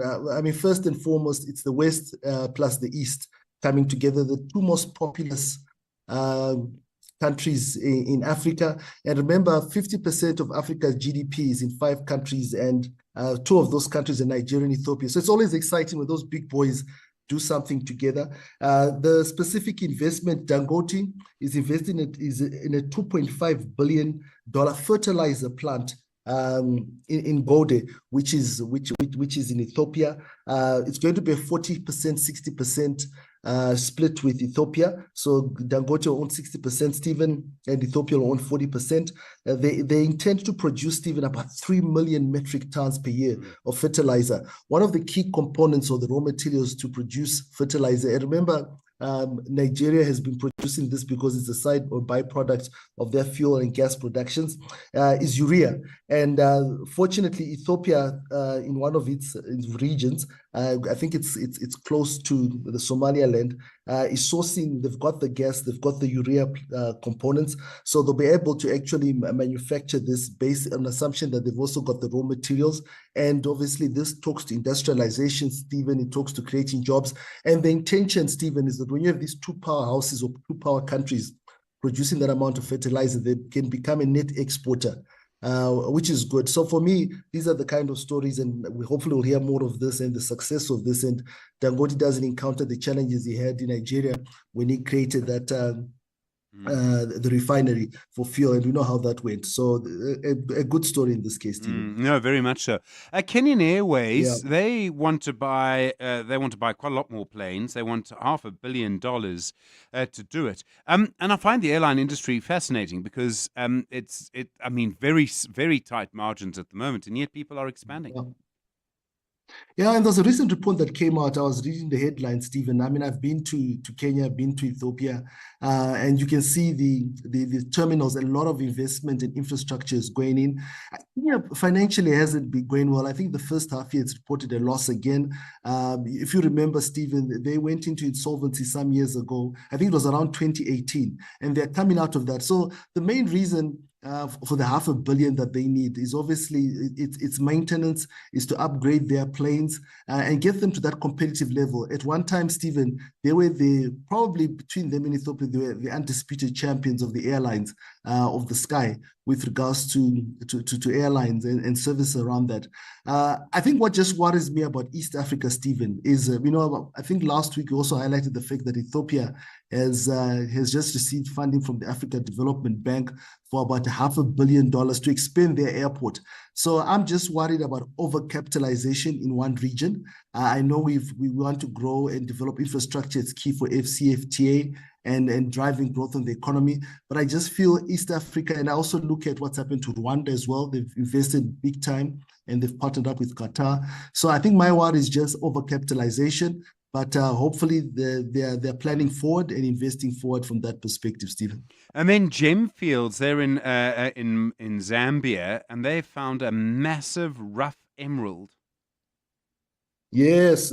So Stephen, the nickname of the rough emerald, I'm getting excited about the name, is Imbu. Which is the vernacular name for buffalo. It's 11,685 carats. So that's a big emerald. It's from the Kagem mine. It's got a history of producing a lot of. Zambia has actually a history of producing a lot of emeralds. I think the last one was for about 7,200 carats, and they're quite excited about this. The product will be cut and to be obviously made traceable in terms of standards. They've had a series of other gems that they've produced in the same area. So obviously there's a huge deposit of emeralds in that region. And again, just stimulating the economy in terms of the emerald market. Obviously, it's quite niche. But again, it's quite an interesting story. And they've got this habit, Stephen, of they name the emeralds after animals. So the funny enough, although they've named this one the buffalo, one of the last ones they named was the elephant. And I think they thought that was the bigger one. So when they realized they've just got a bigger one, they're sort of going back. And in my totem, it's the hippopotamus. So I'm hoping one day when they find an emerald called the hippopotamus, hopefully they'll come knocking at my door and say, we kind of think you're connected to this, and maybe I'll be a happy man. But otherwise, a good story coming out of Zambia, Stephen. All right, thanks very much indeed. Dr. Rutendo Ndungi, Founding Director at Tribe Africa Advisory, author of the book Rumble in the Jungle Reloaded. Nice to stumble over an emerald from time to time. 28 minutes after 7. The Aubrey Masango Show on 702. Streaming on the Prime Media Plus app. Let's walk the talk. Aubrey Masango, good evening. Your highlight coming up tonight? Good evening to you, Stephen. Do you know what your totem is? No. You Don't you dare say a blue bull, because there'll be trouble. Anyway, let me tell you what happens on the show. We start, of course, just after 8 o'clock. I'm going to be speaking to Meluleki Nzimande, who is a partner at Weber Wenzel in the first hour, and we're going to be talking about turning tariffs into strategy. The conversation around the tariffs has been one of a lot of panic most of the time. And in this particular conversation, we look at it as a possible way by which we can turn things around positively. In the second hour of the show, in our entrepreneurship feature, I'm going to be speaking to Andisa Ramabunga, Group Chief Advisor at Ndiyiso Consulting, and we are going to be talking about 3 ways an entrepreneur can beat the competition, either by lowering the costs, differentiation, or value innovation. Or listening to The Money Show. Or listening to The Money Show. Or listening to The Money Show. Eh? And then, of course, in the third hour of the show, in our education feature, we discuss a new and innovative way of teaching mathematics using AI. And I'm going to be speaking to Rikus Duprier, Head of Operations at Matthew, together with Etienne de Villiers, Lead Software Developer at Matthew. And then, of course, that final hour is an open line on the Aubrey Masango Show this evening. Bra Orbs, thanks very much indeed. You'll hear him half an hour from now with The Money Show just gone 7:30. Why are high earners broke? That's coming up next in personal finance. First, Maki, good evening. And some suggestions about the Western Cape Police Commissioner. That's right, Stephen. The Cape Flats Safety Forum is calling for Western Cape Police Commissioner Thembisile Patekile to resign. Good evening. The call comes after police recovered 19 illegal firearms in Mitchell's Plain yesterday afternoon. While the forum commends the recovery of firearms, it says the police commissioner is out of touch with reality. Chairperson Abby Isaacs says there needs to be an immediate probe into gun violence. We have heard what the provincial commissioner is saying, that there has been limited gun violence over the weekend. I think the provincial commission have lost touch with reality of what's happening on the ground. Therefore, as the Cape Flats Safety Forum, we're starting to align ourselves with other formations that are calling for the provincial commissioner of the Western Cape to resign. Mourners gathered at the Prime Media building in Sandton today to celebrate the life of late Eyewitness News politics editor Tsidi Madia. Madia passed away following a short illness in hospital last week. Since then, tributes have been streaming in, with many describing Madia as a formidable journalist. The ANC has described her as a patriot, saying history will judge her fairly for her integrity. Yesterday, party leaders visited the Madia home in Leondale, Germiston, to pay their respects. ANC Secretary General Fikile Balula. CD was an important person to South Africa. As a journalist, we believe as the ANC that she conducted herself with integrity. And there are many things that get to be said about people when they are no more. But as South Africans from all walks of life, we have converged with one message around CD, that she was a patriot. Some communities in the west of Johannesburg are still battling with dry taps as Joburg Water conducts maintenance work on its aged infrastructure. A number of Coronationville residents who demonstrated yesterday say they've not had any water for 4 weeks. The utility says infrastructure issues have caused rampant supply shortages for almost a decade now, forcing it to stagger access. Joburg Water spokesperson Nombuso Shabalala. We are struggling with aged infrastructure, which does need capital investment, which has not been provided over the years. Hence, we are where we are. So what we are doing now is working in a backlog, so to speak. So we are fixing and addressing infrastructure which was supposed to have been done a couple of years ago. And the price of gold has hit a record high as demand for the precious metal remains strong amid global economic uncertainty. The spot gold price hit $3,508.50 per ounce earlier today, continuing its upward trend, which has seen it rise by nearly a third this year. The precious metal is viewed as a safer asset for investors during times of economic uncertainty, and its price rose earlier this year after U.S. President Donald Trump announced wide-ranging tariffs which have upset global trade. Analysts say the price has also been lifted by expectations that the American Central Bank will cut its key interest rate, making gold an even more attractive prospect for investors. According to the BBC, analysts have also cited worries over the independence of the Federal Reserve as another factor driving the gold price. A look at your weather. A fine Wednesday in store for Gauteng. Tomorrow, temperatures will drop to alternating overnight lows of 12 and 13 degrees and peak at highs of 30 degrees across the province. A partly cloudy start for Cape Town, becoming fine with light northerly winds at a low of 12 and a high of 20 degrees. The top story in Eyewitness News. The Cape Flats Safety Forum is calling for Western Cape Police Commissioner Thembisile Patekile to resign. In a world where everything is instant, some things are worth slowing down for. You took the time to build a life of distinction. Every moment, every milestone, every decision. At Indwe, we take the time to understand your world and craft insurance solutions to protect it. Because true peace of mind is the greatest luxury of all. The right insurance starts with a conversation. It starts with helloindwe.co.za. Indwe Risk Services is an authorized financial services provider.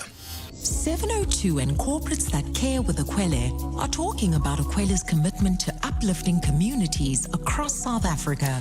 From Ekwele's side, we get a lot of requests for water. I think the access to clean drinking and safe water has become a daily challenge for many people. So we get a lot of requests. We really deliver hundreds and thousands of bottles every year. Recently, we saw a need for a more longer-term solution, more sustainable water solutions. When we turned 25, we delivered 25 water tanks to 25 communities all over South Africa. And it was really heartwarming to see what a difference a tank can make. The first tank we put up was at a school in Groudeville in KwaZulu-Natal, and the principal told us now they don't need to close their school anymore because sometimes they had to close school early because they didn't have water.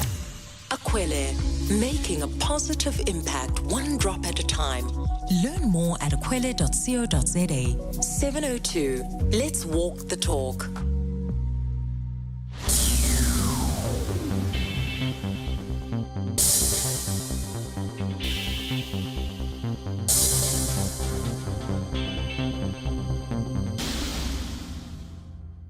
The Money Show. Personal Finance with Warren Ingram.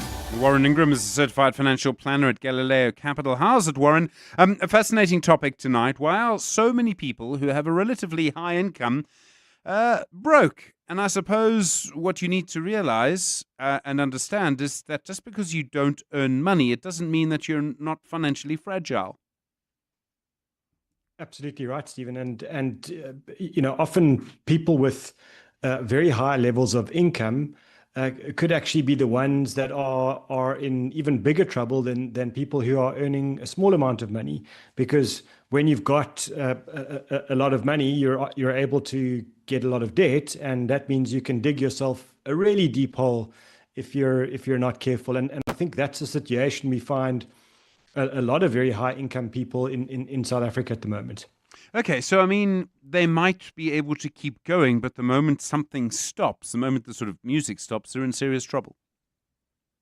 Yeah, I mean, I couldn't have said it better. So we know my favorite personal finance written journalist is Maya Fisher-French, and she did a report quite some time ago saying only around 5 out of every 100 salary earners will retire in a good position. So just think about that for a second. We're not talking about 5 out of every 100 South Africans. We're talking about the whatever it is, 40, 50% of people who are earning a livable salary. Only 5 out of 100 of those people will get to the position to be able to retire.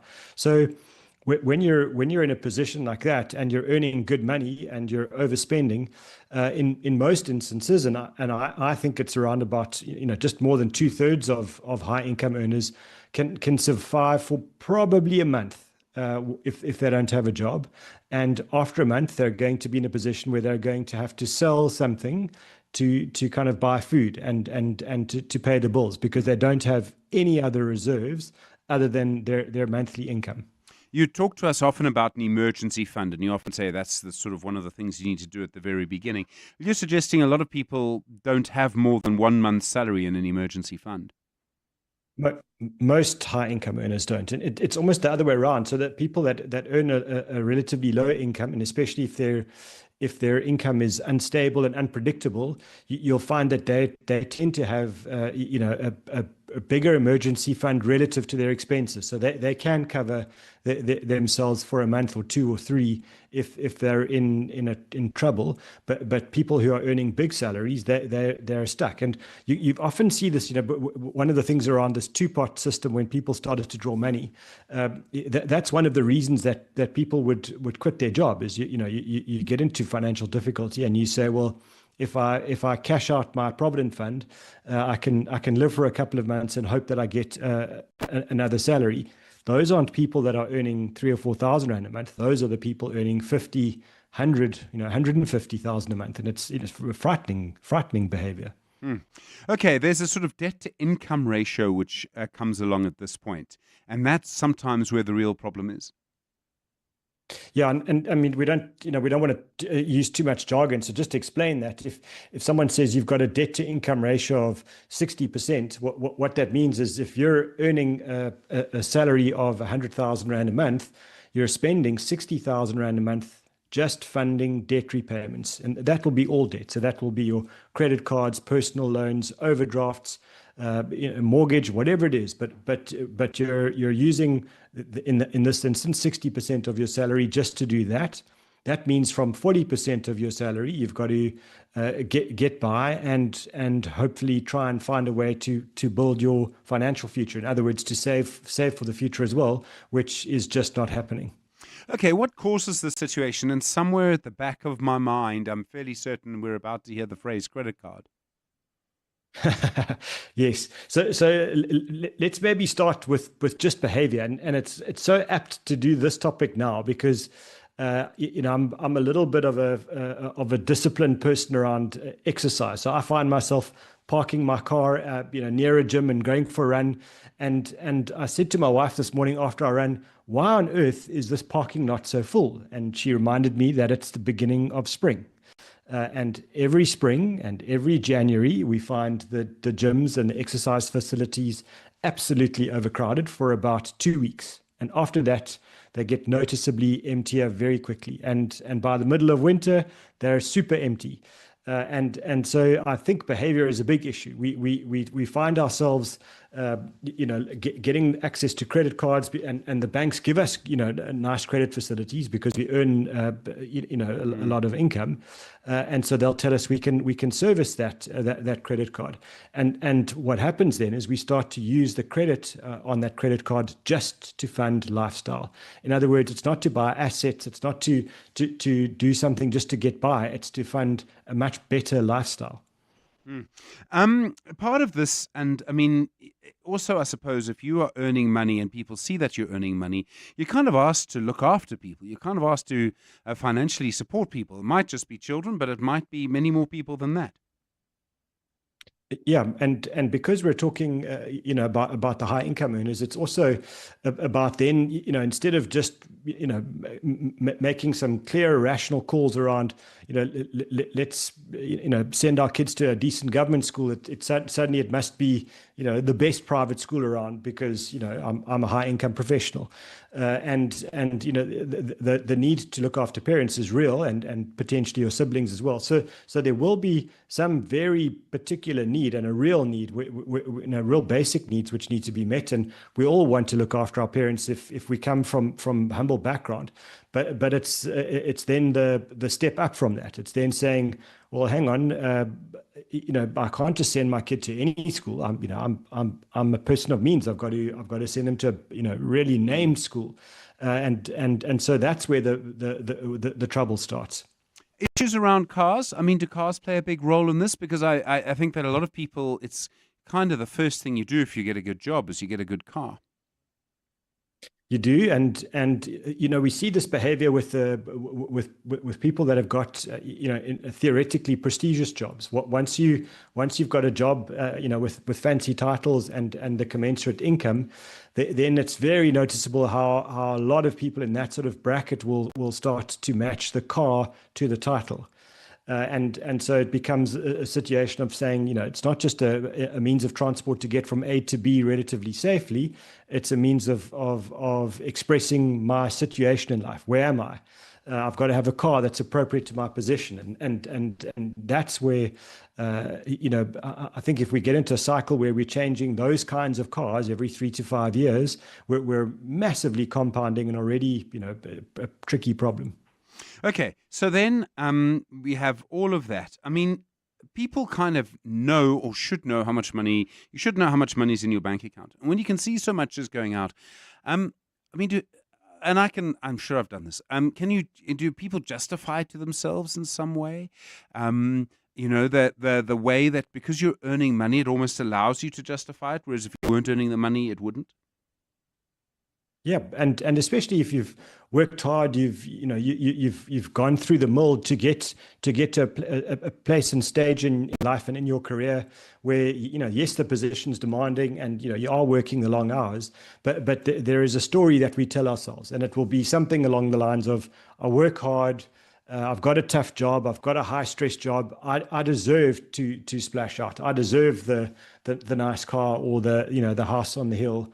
And that's the kind of tricky psychology here. It's not about what can I afford. It's about what I can deserve. And my sense of this is, we get to the point of not looking at the maths. Maths you can't argue with numbers. If a number says you're earning 60,000 rand a month after tax, you got to live from that. Spending that money on a car every month just doesn't make sense. But we find a way to justify by saying, I deserve it, or often, don't worry now, I won't worry about saving, and I can fund this debt for now because later I'll earn more and more and more, and one day I'll pay back the debt and I'll save more. And it's this idea of, I can afford the payment on a monthly basis, so it's fine, forgetting about the fact that your debt is piling up. It's compounding and growing like a massive tree that's just going to weigh you down one day. We're talking to Warren Ingram. He's a certified financial planner at Galileo Capital. Your questions for him on 011 883 0702 and 021 446 0567. I'm sure you've seen someone in this position. They're earning lots of money, but actually aren't wealthy. They're not financially secure.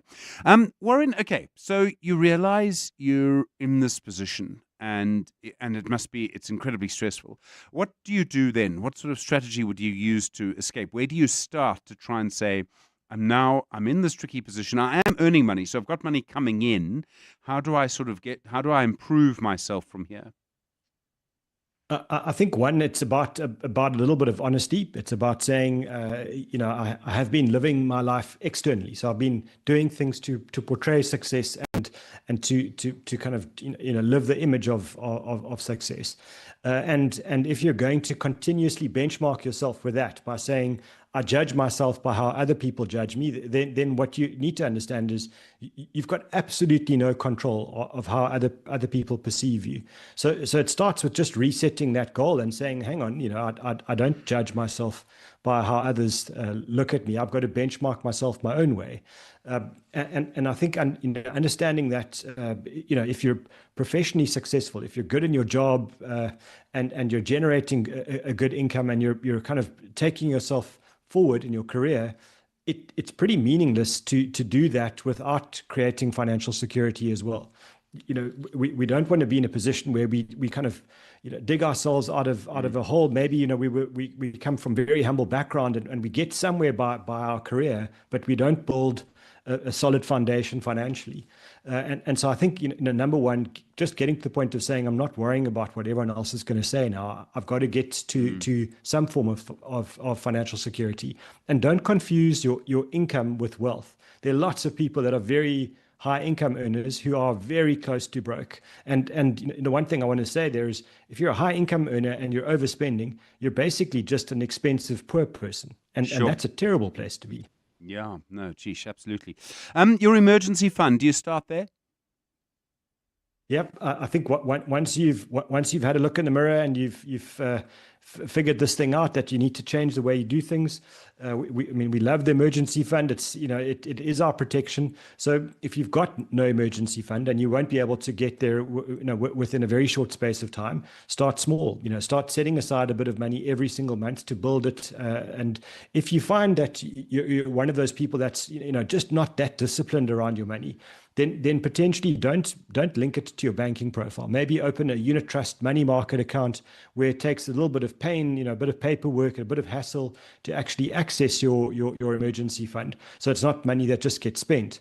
But definitely that's the goal, and you want that to get to around 3 to 6 months worth of your expenses, so that you've got real protection if things really go wrong. You're listening to The Money Show, Personal Finance with Warren Ingram. Your questions for Warren on 011 883 0702 and 021 446 0567. A question from Susan Warren. She says, my father passed away, left me with 800,000 Rand. I'm 45, I have 3 teenagers. My husband wants to pay off our bond. I'm thinking about my kids' school and university fees. My friend says I should take it out of the country because of political uncertainty, and I'm completely overwhelmed by all of the advice. What's the right thing to do? That's from Susan. Susan, we'll have an answer for you in a moment. 11 minutes now to 8. This September, Joburg Theatre brings you a powerful mix of drama, music, and dance. Dancing the Death Drill, adapted from Fred Khumalo's acclaimed novel, tells the tale of Pito Mutaung, a South African soldier forever changed by the tragic sinking of the SS Mendi. The cast features Kwenzo Ngobo, Tuli Tabete, and Clint Brink, with choreography by Luyanda Sidia and original music by Msaki. This is a story of love, loss, and remembrance. Catch it from 9 to 28 September 2025 on the Mandela stage at Joburg Theatre. Dancing the Death Drill, a moment in history brought to life. Book now at joburgtheatre.com. Do you know what's hiding behind colorful packaging of unhealthy food? Big food companies target children with unhealthy packaged foods that hide high levels of sugar, salt, and fat, which could lead to heart disease, diabetes, and hypertension. But the truth is hidden from consumers. Front of package warning labels are a proven solution to help consumers make informed decisions. The government must act now. We have the right to know what's in our food. Demand front of package warning labels. Sign the petition on heala.org, HEALA.org by 30 September. The Money Show with Stephen Grootes is brought to you by ABSA CIB, proud sponsor of the SARA Rail Conference 2025, powering progress, connecting economies. The Money Show. Personal Finance with Warren Ingram. And we had that question. Oh, it's 9 minutes to 8. We had that question from Susan. My father's left me 800,000 Rand. I've got 3 teenagers. My husband wants to pay the bond. I'm worried about school and university. My friend says I should take it out of the country. What's the right advice? I mean, often with personal finance issues, it's a bit like telling everyone you're expecting a child. Everyone gives you advice. They do, and they're all experts, and and unfortunately they're not in your shoes, and they don't have your priorities. So I think the first thing is, definitely should be having this conversation with your husband, Susan. I think you need to be an economic team. But that doesn't mean that you just do what he says. I mean, I think you start by saying what's most important to us. If for example, the home loan is, really putting the family under huge financial pressure, then, that's a guarantee. You have the home loan, you know what the interest rate is. Any money that you put into that home loan will reduce your pressure by reducing the monthly payments, and that could be the thing that just tips the scales in your favor. So it could be that that's a good call. But if your home loan is very affordable, you're managing to save, and you're paying the bond down as you go, and the priority for you as a couple is education, and you haven't funded your children's school and university fees, then that might be the better route. So it will depend on what your priorities are, and also 800,000 Rand is a significant amount of money. So it means that you don't have to do an all or nothing decision. You could take a portion of the money, put it into the bond, and then take another portion of the money and pre-fund your children's school and university fees. I think if you're trading off decisions around a bond and school fees and university fees, then worrying about investing overseas because of something that's just uncertain, I wouldn't worry too much about the overseas investments for now. I think it's really going to be the trade-off between the bond and the education, and equally that you might store the money in the bond, put the 800,000 in the bond for now, and then draw out little bits when they're needed to pay for the education as you go. So give yourself the breathing room now, and then build up more and more money into that bond as you go, so that you can fund the education a bit later. It's all about building momentum in a little while, in a way, and that's what paying your bond can do for you. Yeah, I mean, the thing about compounding is it either compounds for you or against you. And so, putting 800,000 into a bond, it's probably saving you around about 8,000 Rand a month of a debt repayment. And so if you put that money in and you keep up your monthly repayments that you were paying in, then all of a sudden you might be breaking the back of that bond and making a huge dent. And as you say, momentum when it comes to money, if it goes in your favor, it's amazing how quickly you can get a bond going down once you've broken the back of that big debt burden.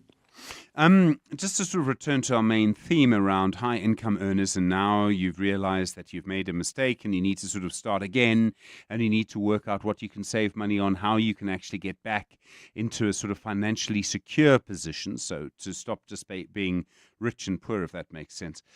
You talk about doing an audit, an image audit. What do you mean by an image audit? And I mean, I think a lot of us, we all want to look like we're kind of with it or whatever. What's an image audit in this context? An image audit is kind of real nuts and bolts around, if we've got that driver within us to say, well, what would people think? How do people judge or measure us? One of the things to start asking yourself is, okay, so if I'm worried about what people think, this amount of money I'm about to spend on clothes or a car, etc., what does that actually do to generate an income for me?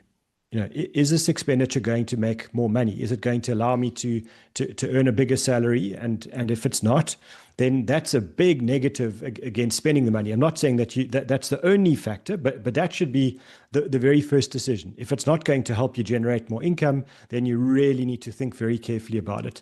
And if you do judge yourself by the way other people look at you, then driving a car for an extra 3 or 4 years, will people really notice? Do they really care? And maybe one of the things to do is to ask people, do you notice these things? Do you really care? Do you think less of me? Will I be less competent as a lawyer, doctor, whatever it is, and see what they judge, how they judge you, and understanding then that the more you understand how people judge your image, maybe the more realistic you become to say, a lot of this stuff is hot air. A lot of this is a movie I'm playing in my own mind, and the way people are looking at me is just totally different. And I always think, you buy a 3-year-old car that's worth 500,000 Rand. Is it so much worse from an image or perception or safety point of view than the brand new version, which costs 1.2 million Rand? And I think we know the answer. The 500,000 Rand car is perfect. Just look after it and it'll look after you for a very long period of time. So do an image audit. If that's really worrying you, what people will think, how will they feel about this? Ask them in a subtle way. You don't have to be too obvious about it, but you'll be fascinated with the answers. And maybe last one is just around debt. If you are in a debt hole, the time to do something about it is now, while you've got an income stream, and say, just write those debts down, get a little bit of a debt plan going where you start to knock off the credit card first and personal loans and overdrafts, and then get to the mortgage and start rebuilding your financial position. You want to get to the point where you are financially successful as well as professionally successful. And almost all of this stuff is decisions you make and the things that you can control. So just take some action, take a small step forward tomorrow and get going. I often find a lot of life is about patterns, and it's actually very easy to develop a pattern. Having coffee in the morning, you didn't grow up having coffee in the morning, or it's unlikely, so it's become a pattern. And spending is a pattern too. The cappuccino every morning, although why anyone drinks a cappuccino at all, I don't know. But the idea that actually you can break your pattern, isn't that the tough thing to do? And isn't that one of the lessons from this? You need to break your pattern of spending. It is, and it sounds like a massive thing. So saying to someone, get rid of your debt mountain, because it feels like a mountain, and it might be crushing you. So give yourself a series of very, very small little goals. Tomorrow, if you've been buying 3 cappuccinos a day at the very fancy barista, just buy 2 tomorrow. And do that for a week, and then see what happens. Does the world end? Does something go wrong with your health? Probably not. You probably get a bit healthier. And then see what happens if you get to 1. And so do incremental changes that are relatively easy to accomplish. And, maybe make a few lunches at home and take those to work instead of eating out every day. But do a few little things, and those things build the momentum that you were talking about, Stephen. And that's the thing that gets us going. When we create this massive, big goal in our minds, it becomes so intimidating that we just don't do it. So give yourself small goal, take action tomorrow, and then do a new small goal next week and take another action and see what happens. Warren Ingram, thank you so much. Co-founder at Galileo Capital. This will be available for you as a podcast. You might want to send it to someone who you think is in that position. They're earning money, but they're not actually saving anything. The Money Show with Stephen Grootes is brought to you by ABSA CIB, proud sponsor of the SARA Rail Conference 2025, powering progress, connecting economies. Well, in the U.S. markets, down over uncertainty around tariffs. That's after Friday's court ruling. The markets in the U.S. were closed yesterday. The Dow Jones is down 0.73%. The Nasdaq down 1.25%. The S&P 500 down just over 1% tonight. Lots to come tomorrow. Quite a few results as well, and expecting from Woolworths tomorrow. In fact, you'll hear that CEO Roy Bagatini on Your Money Show tomorrow. Good evening. It's 8 o'clock. This is EWN. Good evening, I'm Mikey Malapo. Gauteng Education MEC Matume Chilwane has called for calm following a protest by some learners against the alleged sexual assault of a student in Dielelani Secondary School in Soshanguve. Learners from different schools in Block L area took to the streets during school hours today. The Education Department says it's aware of the serious allegations against an educator and a scholar transport driver who were allegedly in an inappropriate relationship with a female learner. Department spokesperson Steve Mabona said a transport driver who were allegedly in an inappropriate relationship with a female learner. Department spokesperson Steve Mabona says they're investigating the allegations of misconduct by a teacher at the school. Police as well, they have launched their own investigation into the circumstances surrounding these allegations. While this process unfolds, we have decided to precautionarily, request the principal to report at the district office while we continue with this inquiry. The Western Cape Education Department is meanwhile calling on learners not to disrupt schooling procedures while matriculants prepare for their national senior certificate. The call comes after major disruptions occurred at Vista High School in Boerkap earlier today. According to the department, learners damaged a newly installed fence in their frenzy. The department's Brona Hammond says communication has been sent out to parents regarding learners' behaviour. Their actions caused unnecessary disruption to teaching and learning at a time when our grade 12 learners are also writing their trial examinations ahead of their National Senior Certificate examinations, which are to be held next month. Relatives of renowned broadcaster Tsidi Madia say her family is shattered by her passing. Colleagues, friends and loved ones gathered in Sandton this afternoon in memory of Madia, who died in hospital last week at the age of 42 following a short illness. At the time of her passing, she was the associate editor for politics at Eyewitness News. Bold, passionate and caring are just some of the words used to describe Madia. Her sister, Rabeji Mukoko. Literally my best friend in life. The 27th of August will never be the same. I don't know how family gatherings are going to be like. As busy as our sister was, every time there was something happening in the family, she made sure that she was there. We are left to pick up the pieces without the biggest integral part. And I look at her and I'm like, you prepared us for everyone's death, but not yours. At the same time, Madia's friend and colleague Clement Mangatela says Madia had a great love for her country. Some of you called her South Africa's head girl because she did represent and defend this country, both here and abroad. In fact, I remember when we were in Washington, D.C., when Trump dimmed the lights and was talking nonstop, I remember Tsidi was shouting, "When are you giving our president the chance to respond?" We were shouting questions. Tsidi was busy saying, "When is Ramaphosa going to respond?" And that really tells you a story about Tsidi and the love that she had for this country. Western Cape Mobility MEC Isaac Sileku says his department has been actively engaging with rival minibus taxi associations Kata and Kodeta since the violent dispute started 3 months ago. Sileku's response comes after Kodeta called on the Western Cape government today to intervene and foster another round of peace talks between the two associations. Kata and Kodeta failed to reach consensus after meeting last week, sparking another wave of violence which left 5 people dead. Carlo Peterson has more. Western Cape MEC for Mobility Isaac Sileku says his department has made repeated attempts to bring Kata and Kodeta to the negotiating table. Kodeta spokesperson Maku Sandile Tumana today called on Sileku to help the feuding taxi associations reach an agreement. The Office of the Mobility and the Office of the Premier must intervene to find a solution in this matter. The Western Cape Mobility Department was granted a court interdict last week prohibiting Kata and Kodeta from interfering with transport services at various key routes. Sileku says his department is exercising its regulatory powers to enforce a truce because its efforts to foster peace talks have failed. Carlo Peterson, Eyewitness News. And a French winemaker has been jailed for champagne fraud. Didier Chopin allegedly labelled and sold hundreds of thousands of bottles of fake champagne from 2022 to 2023. He made his wines from Spain and southern France, to which he added aromas and gas to make them sparkling. The fraud was estimated at several million euros. The 56-year-old was sentenced to 18 months behind bars with an additional 30 months suspended. He's also been barred from ever running a company again and from working in the champagne industry for at least 5 years. Gold's trading at $3,528.40 an ounce. The rand's at 17.69 to the dollar, at 23.67 to the pound, at 20.59 to the euro. Brent crude oil's at $69.15 a barrel. A look at your weather. Clear skies in store for Gauteng tomorrow. Joburg and Pretoria will both drop to overnight lows of 13 degrees and peak at highs of 30. Vereniging's at 12 and 30 degrees as well.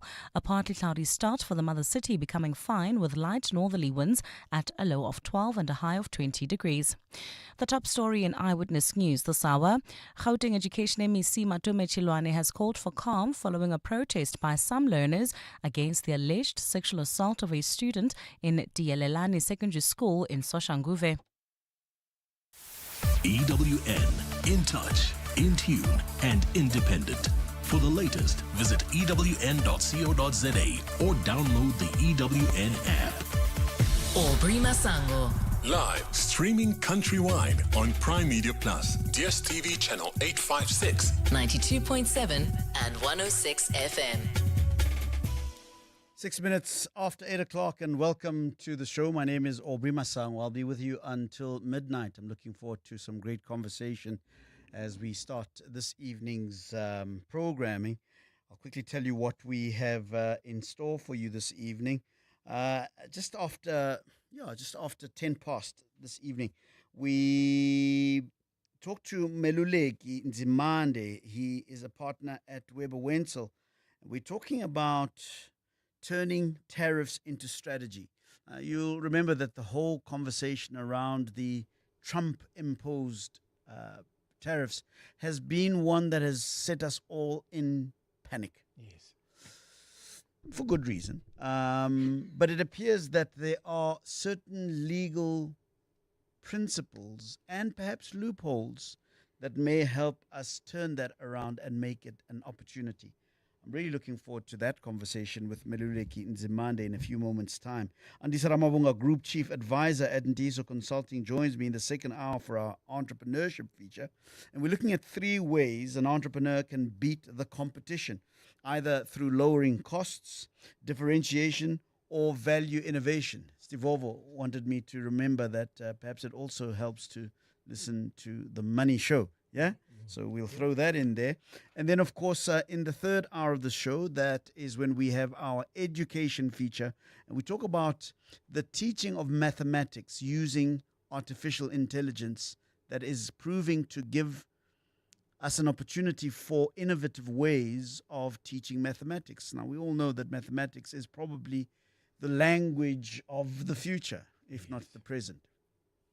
And it appears that the folks at Matthew have some innovative ideas as to how mathematics can be taught in such a way that it can be applied, it can be understood at a deeper level. And I'll be speaking